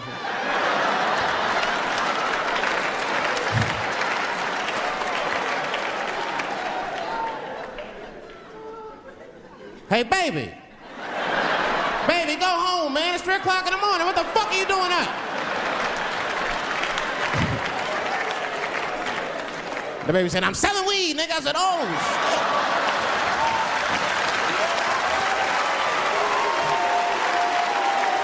I wasn't expecting that. I'm serious. I had to buy 2 bags from him to calm my nerves. Let me get 220. Got back in the car and rolled me a joint, man. So, that shit was scary, man. Every once in a while, like a crackhead would come up to the car and look in the window. It was like Jurassic Park and shit. He'd be looking on the car. Hey, get out of here, cracky. That baby was still standing there, man. Then I started feeling bad again. Yeah, weed make you feel guilty sometimes. You know. Man, what is wrong with me, man? I have just bought weed from an infant. I can't condone this kind of behavior. What am I thinking? I can't let the fear ruin my morals. Gotta do something.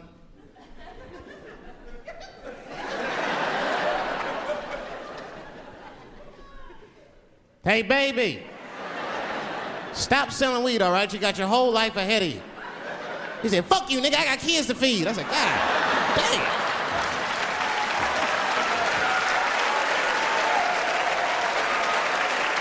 Sad. And just at that very moment, one of the crackheads was running across the street and got hit by a car. I know it was a hit and run. The police did it. That's all right. They sprinkled some crack on him and got back up.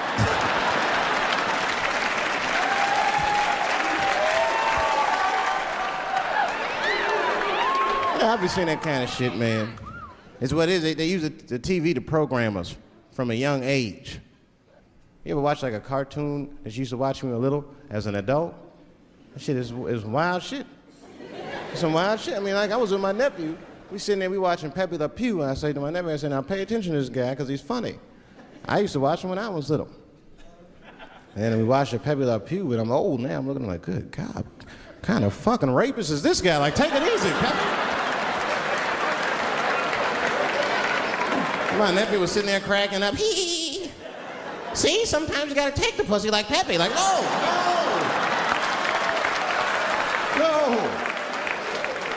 I had to turn the channel real quick. I turned on Sesame Street. I said, oh, Sesame Street. This is much better because now he'll learn how to count and spell. But now I'm watching it as an adult and I realize Sesame Street teaches kids other things. It teaches kids how to judge people and label people. That's right. They got a character on there named Oscar. They treat this guy like shit. The entire show. They judge him right in his face. Oscar, you are so mean. Isn't he, kids? Yeah, Oscar. You're a grouch. It's like, bitch, I live in a fucking trash can.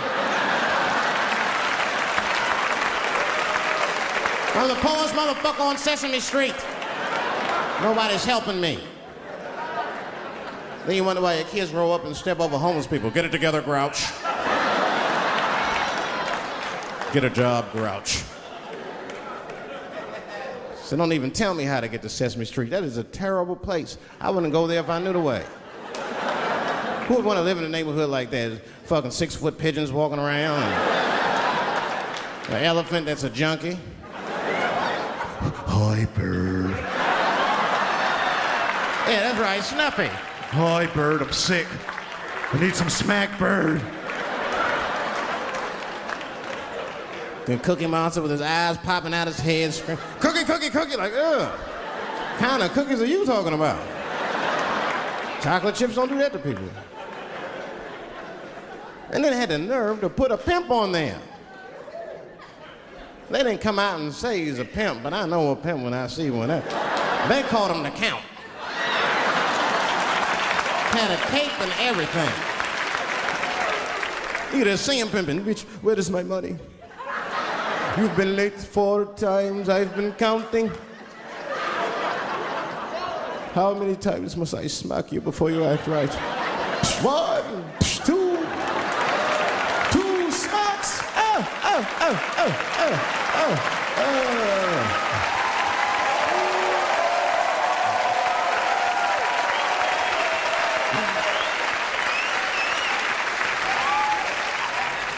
That's the thing, there's so much stuff to worry about. You know, the more you know, the more you don't know and shit. You know, like a lot of people be telling me, Dave, you know, you just gotta relax. The racism thing be bugging you too much. And I be thinking about it. Sometimes shit'll happen. You know, a lot of black people can relate to this. Have you ever had something happen that was so racist that you didn't even get mad? You were just like, God damn, that was racist. I mean, it was so blatant, you were just like, wow. Like, almost like it didn't even happen to you. It was like a fucking movie. That was like you was watching Mississippi Burning. Wow. That happened to me. I was in Mississippi. I was in Mississippi doing a show, and I go to the restaurant to order some food, and I say to the guy, I say, I would like to have, and before I even finish my sentence, he says, the chicken. I said, what the fuck? I could not believe it. Could not believe that shit. This man was absolutely right. I said, how did he know that I was gonna get some chicken? I asked him, I said, how you know that? How'd you know I was gonna get some chicken? He looked at me like I was crazy. Come on, buddy. Come on, buddy. Now, everybody knew as soon as you walked through the goddamn door, you're gonna get some chicken. There's no secret down here that blacks and chickens are quite fond of one another. Then I finally understood what he was saying, and I got upset. I wasn't even mad, I was just upset. I wasn't ready to hear that shit. All these years, I thought I liked chicken because it was delicious. Turns out I'm genetically predisposed to liking chicken. I said, it's whack. I got no say in the matter. I got ruined chicken for me. I'm scared to eat it in public. I want somebody to see me and say something. You know what I mean? Like, you be eating some chicken.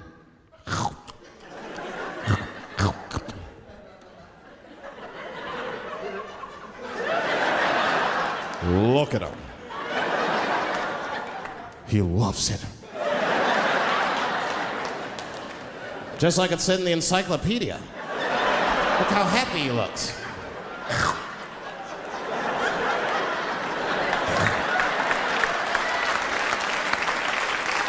Sometimes this world be too much to deal with.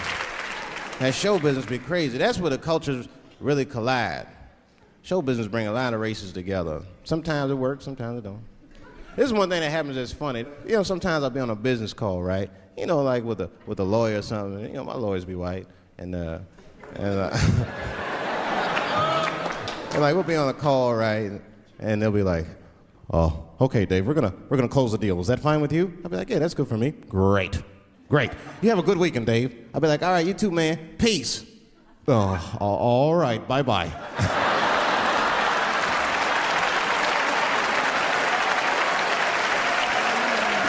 I don't know what to say, right? So sometimes I'll make up shit that's not even slang, just to see how they handle it and shit. It'll be the same business go, all right, we're gonna close the deal. Is that fine with you, Dave? Yeah, sounds good to me. Great. You have a good weekend, Dave. All right, buddy. Zip it up and zip it out. Oh. All right. Zippity-doo-dah. Bye-bye.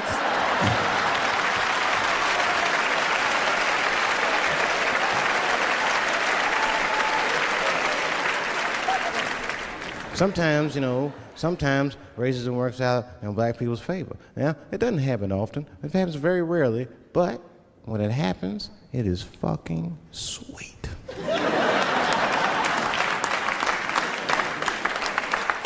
I'm serious.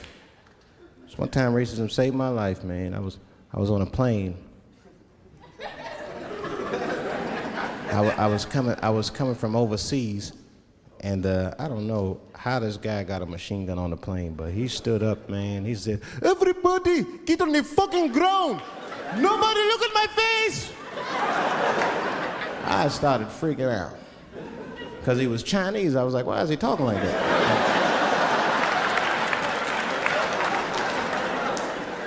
He was screaming and crying. I was the only brother on the plane. Well, I thought I was the only brother. I looked over, there was one other black dude. He was from Nigeria. I looked over at him, he was looking right in my face, man. He didn't say two words to me, he just looked at me, he was like,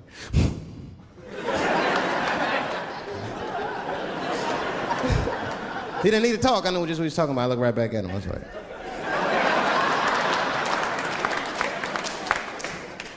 Some white dudes on the front of the plane seen us. They were like, oh, my God. I think those black guys are going to try to save us.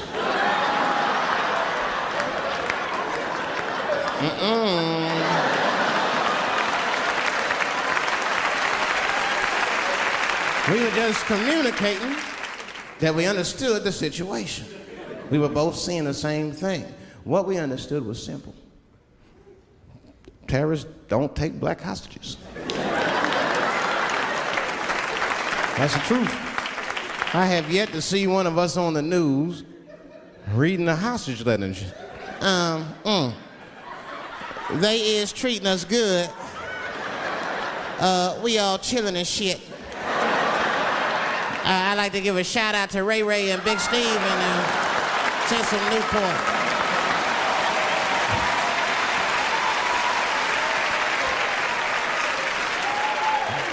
You're not gonna see it.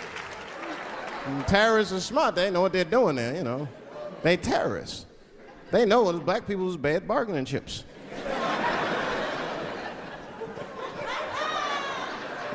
They called the White House and said, hello? We have got 5 black... Hello?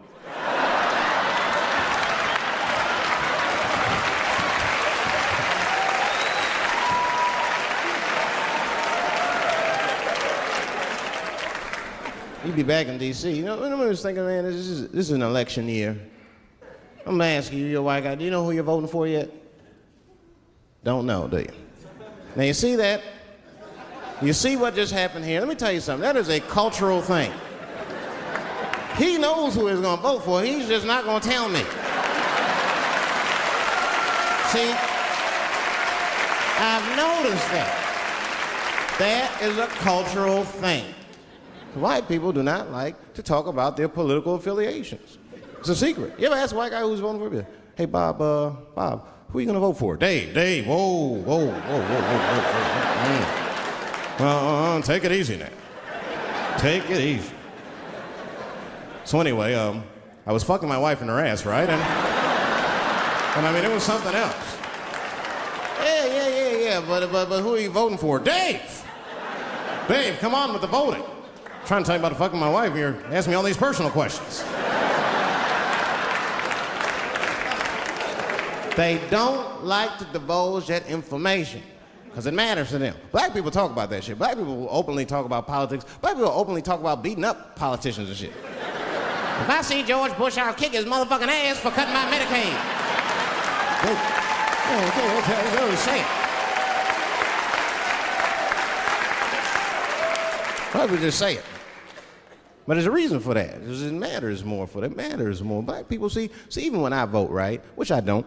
But even when I think about who I would vote for, right? I don't even look at their political policies. I just look at their character. You know what I'm saying now? You gotta read, no, I'm serious. You gotta read between the lines. You look at Clinton, and black people like Clinton, because we've seen him on the campaign. I saw one thing on the campaign trail. He actually just picked a black baby up and kissed him. Come here, you little nigger baby. Mwah! Just kiss him. I said, I like that. He did not hesitate or nothing. You see George Bush Jr., he be there, ugh.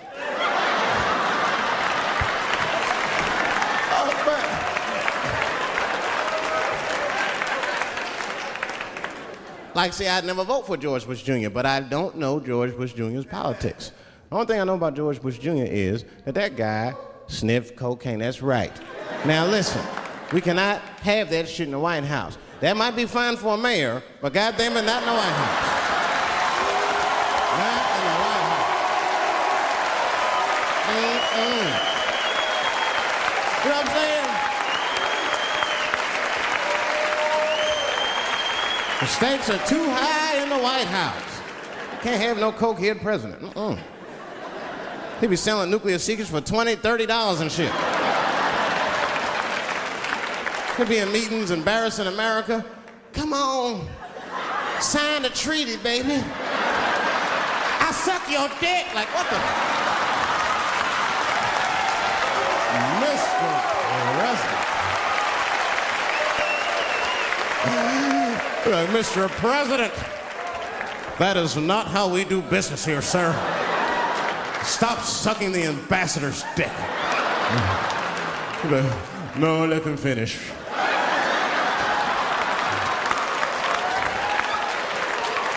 I will sign the treaty. There will be peace in Israel finally. I'd vote for Clinton again if I could. At least it's always better.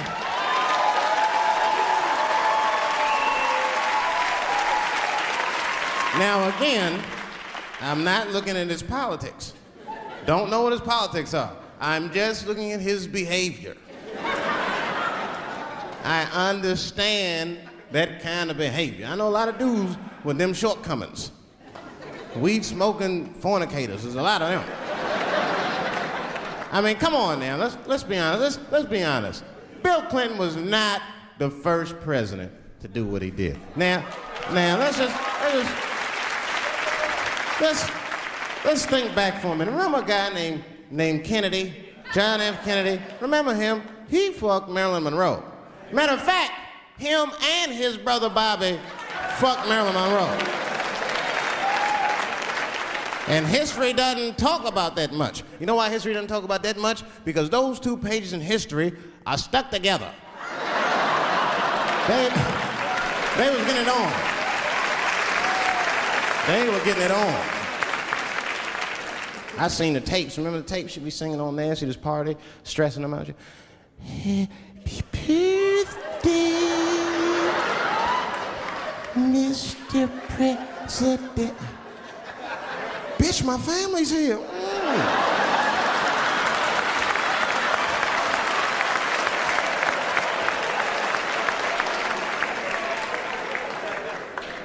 Clinton did the same thing, but he didn't do it like that. Because it's the year 2000, he's busier than Kennedy was. He was a busy man. Clinton did that kind of thing the way busy men do it. You know what busy men do? They fuck who's close to them. I can tell that's what Clinton was up to. It looked like he just stuck his head out the office door and shit. Oh, boy. You, come here. I made my penis up for my 3:30, come on. Oh, boy. He's probably looking at Kennedy's picture and shit. Oh.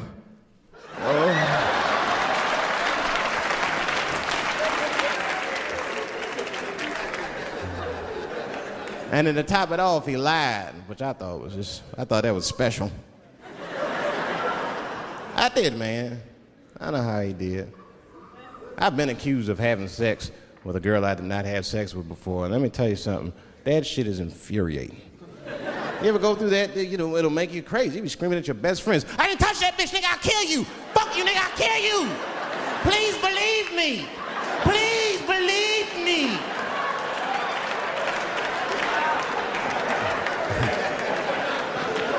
And Clinton didn't do it like that, did he? And Clinton came out of the press conference all relaxed, his shoulders all relaxed, he's in all this trouble. It looked like he just got done fucking or something. Listen, let me tell you something, America. I don't think you heard me the first time. I did not have sexual relations with that woman, Miss Lewinsky.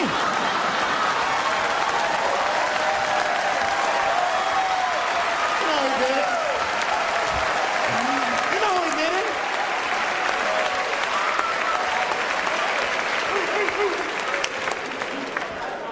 Everybody knew what that finger smelled like. Nobody cared.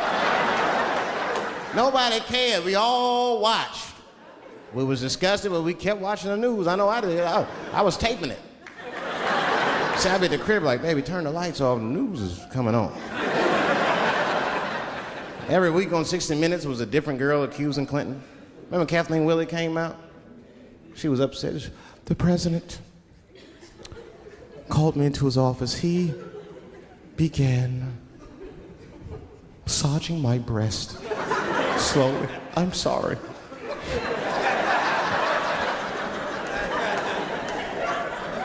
And then he placed my hand on his genitals. Ed Bradley was shocked. Was he aroused? I was at home like, yeah, was he aroused?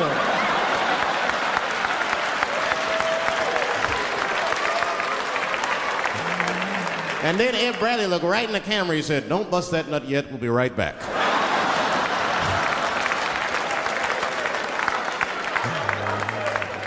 Oh, man, the news had never been so good. But there were no victims. There were no victims. Only one I feel sorry for is that Lewinsky. I feel a little sorry for her. Don't y'all feel a little sorry for her at all? God damn, y'all, come on, man. Have a heart. That's a hard thing to be famous for, man. I mean, nobody want to be the most famous cocksucker of all times and shit. I feel bad for her. Not even the women feel sorry for her a little bit, ladies? Now that's jealousy. That's what that is.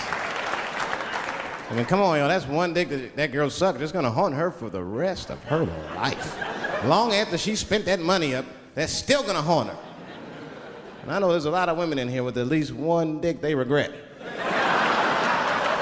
And I bet you it wasn't a president's dick. I bet you worked at Kenny Shoes or Safeway or some shit like that. Don't go judging her. Don't go judging her. See, we gotta stop judging people. That girl was young, and she made a mistake that young girls make. She wanted to fuck a powerful man, period. That's as far as she thought it through. She wasn't thinking about how powerful the president was. She didn't have no wisdom. An older woman would have helped everybody. An older woman would have been in there, you know, you should lower taxes. You know what I'm saying? An older woman would have sucked us into utopia. The last thing I'm going to say about it is this, that he is a famous man. I have dreamt of being famous, but I never dreamt of being that famous. I never understood how famous a president was. But imagine if somebody could suck your dick and then they're famous. You understand what I'm saying? That's crazy. That's crazy. I mean, no guy ever thought of that. There's nobody with a pickup line that good and shit. Hey, suck my dick, there's a future in it. What?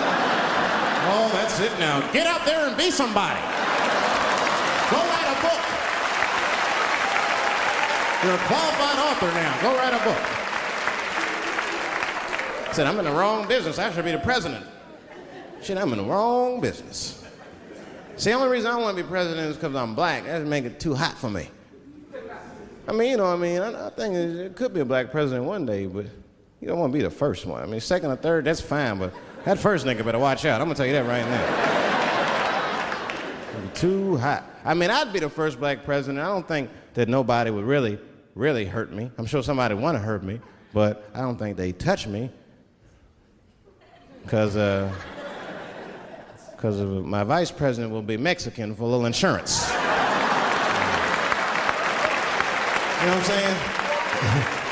Well, you can shoot me if you want, but you're just gonna open the border up, so you might as well leave me and Vice President Santiago to our own devices. Ain't that right, Santiago? See.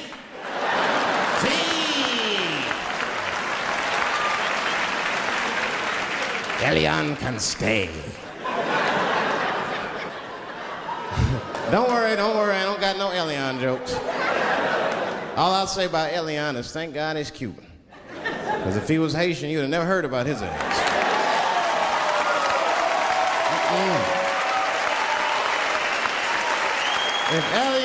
If Elian Gonzalez was Elian Mamumbo from Haiti, they'd have pushed that little rubber tube right back in the water. Sorry, fella, all full. Good luck. The only thing in our society that bothers me the most is the way that men and women don't get along no more. That's really what's bugging me about it. Men and women just don't get along. Like, I hear women say this all the time. I know a lot of you sisters be like, chivalry is dead. Don't you? Don't y'all feel that way? Like men aren't gentlemen anymore? That's right. Chivalry is dead, and women killed it.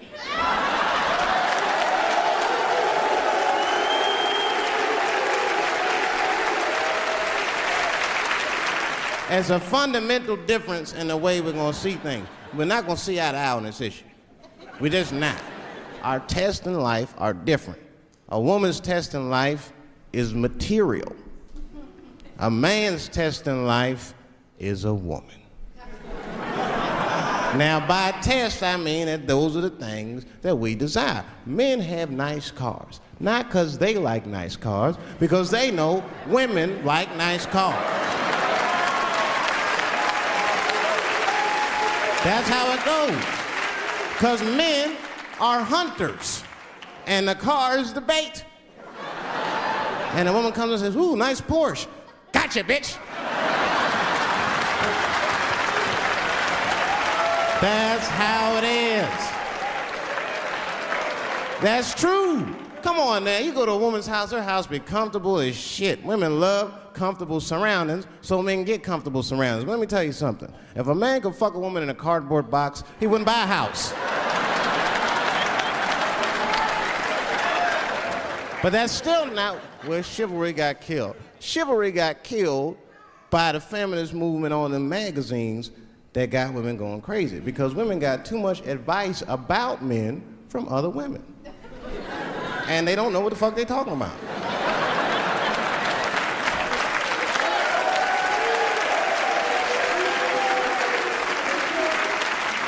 It's true. I see this shit in the magazines. I don't read them, but I be seeing the cover. I be in the grocery store, fellas, you look at one of the magazines like, what is this? And they say on the cover, 100 Ways to Please Your Man by some lady.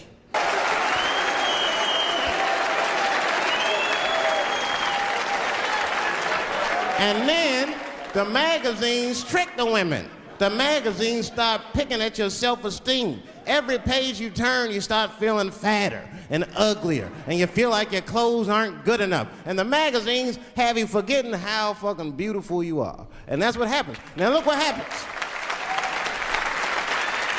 And then you forget how beautiful you are, and we all suffer. If pussy was a stock, it would be plummeting right now because you flooded the market with it. You're giving it away too easy.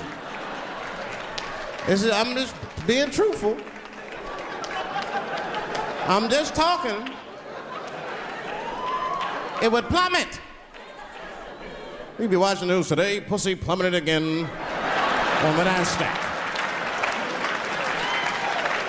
Gold is up 10 points.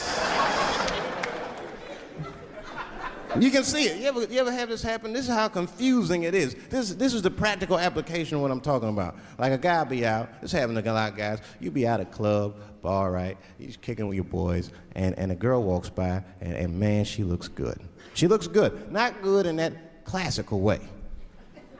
I mean, you know, I'm talking good, like she got half her ass hanging out her skirt. Her titties are all mashed together, popping out the top of her turtleneck and shit.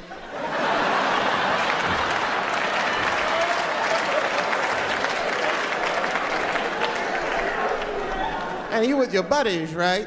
You with your buddies, you got a couple drinks in you, and you see a girl like this, you might try to talk to her. This might not come out right. I don't know what you say, but damn, look at them titties! Right?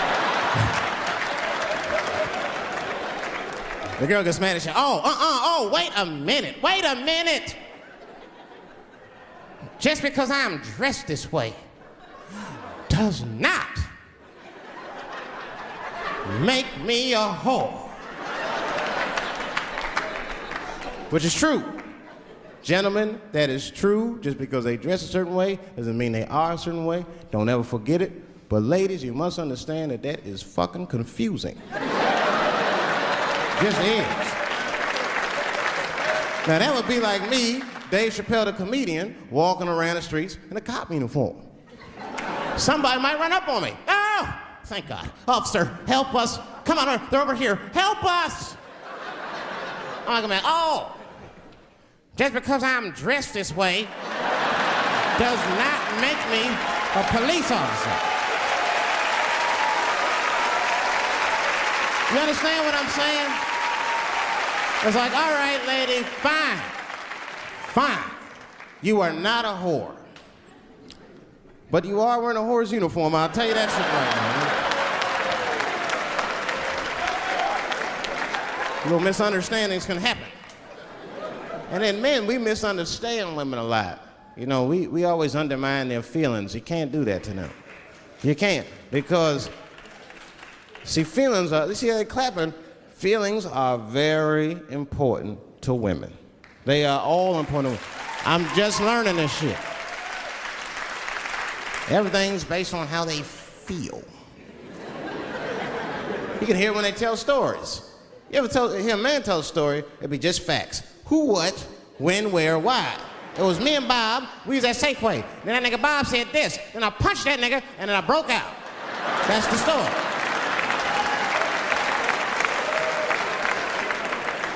That's the story. Women tell stories, all these feelings. Well, first of all, you have to understand, I was on my period, and I just talked to my mother, so I was feeling like, God damn, there's too many feelings. What the fuck happened? Get to it. But I gotta talk about them. Gotta talk about them. That's how they always get me. I'll be sitting there, watching TV, chilling and shit. My old lady come up to me. David, we need to talk. Fuck! I don't say that out loud. That's how I feel inside. Because I know every time we need to talk about some shit that I gotta do. We don't ever have to talk about anything she needs to do.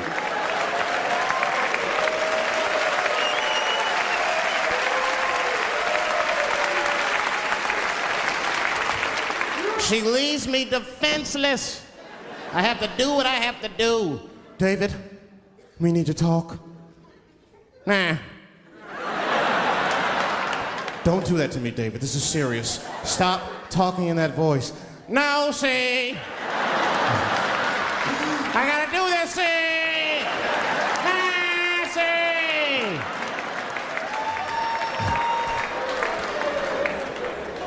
I complain, but I'm happy I'm with somebody. I don't want to be single. I don't like that. Sometimes you go to them single clubs, you see too much. I was on the road, one club, and I seen a thing they call a thong contest.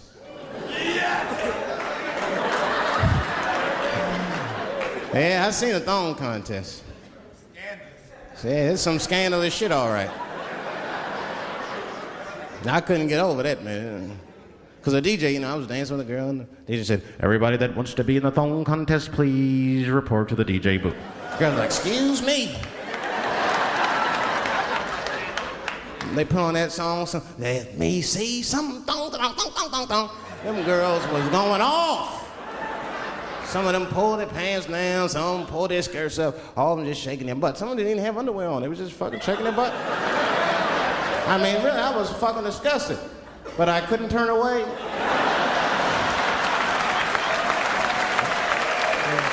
But no, please, for the squeamish, just plug your ears. All right, one of the girls, you get so into it, there's no cops around, right? But she actually, I'm sorry to tell y'all this, she spreads her butt cheeks open. She spreads her butt cheeks open in the middle of a crowded disco, right? I was disgusted because I was like 10 yards away from her. I was like, oh my God.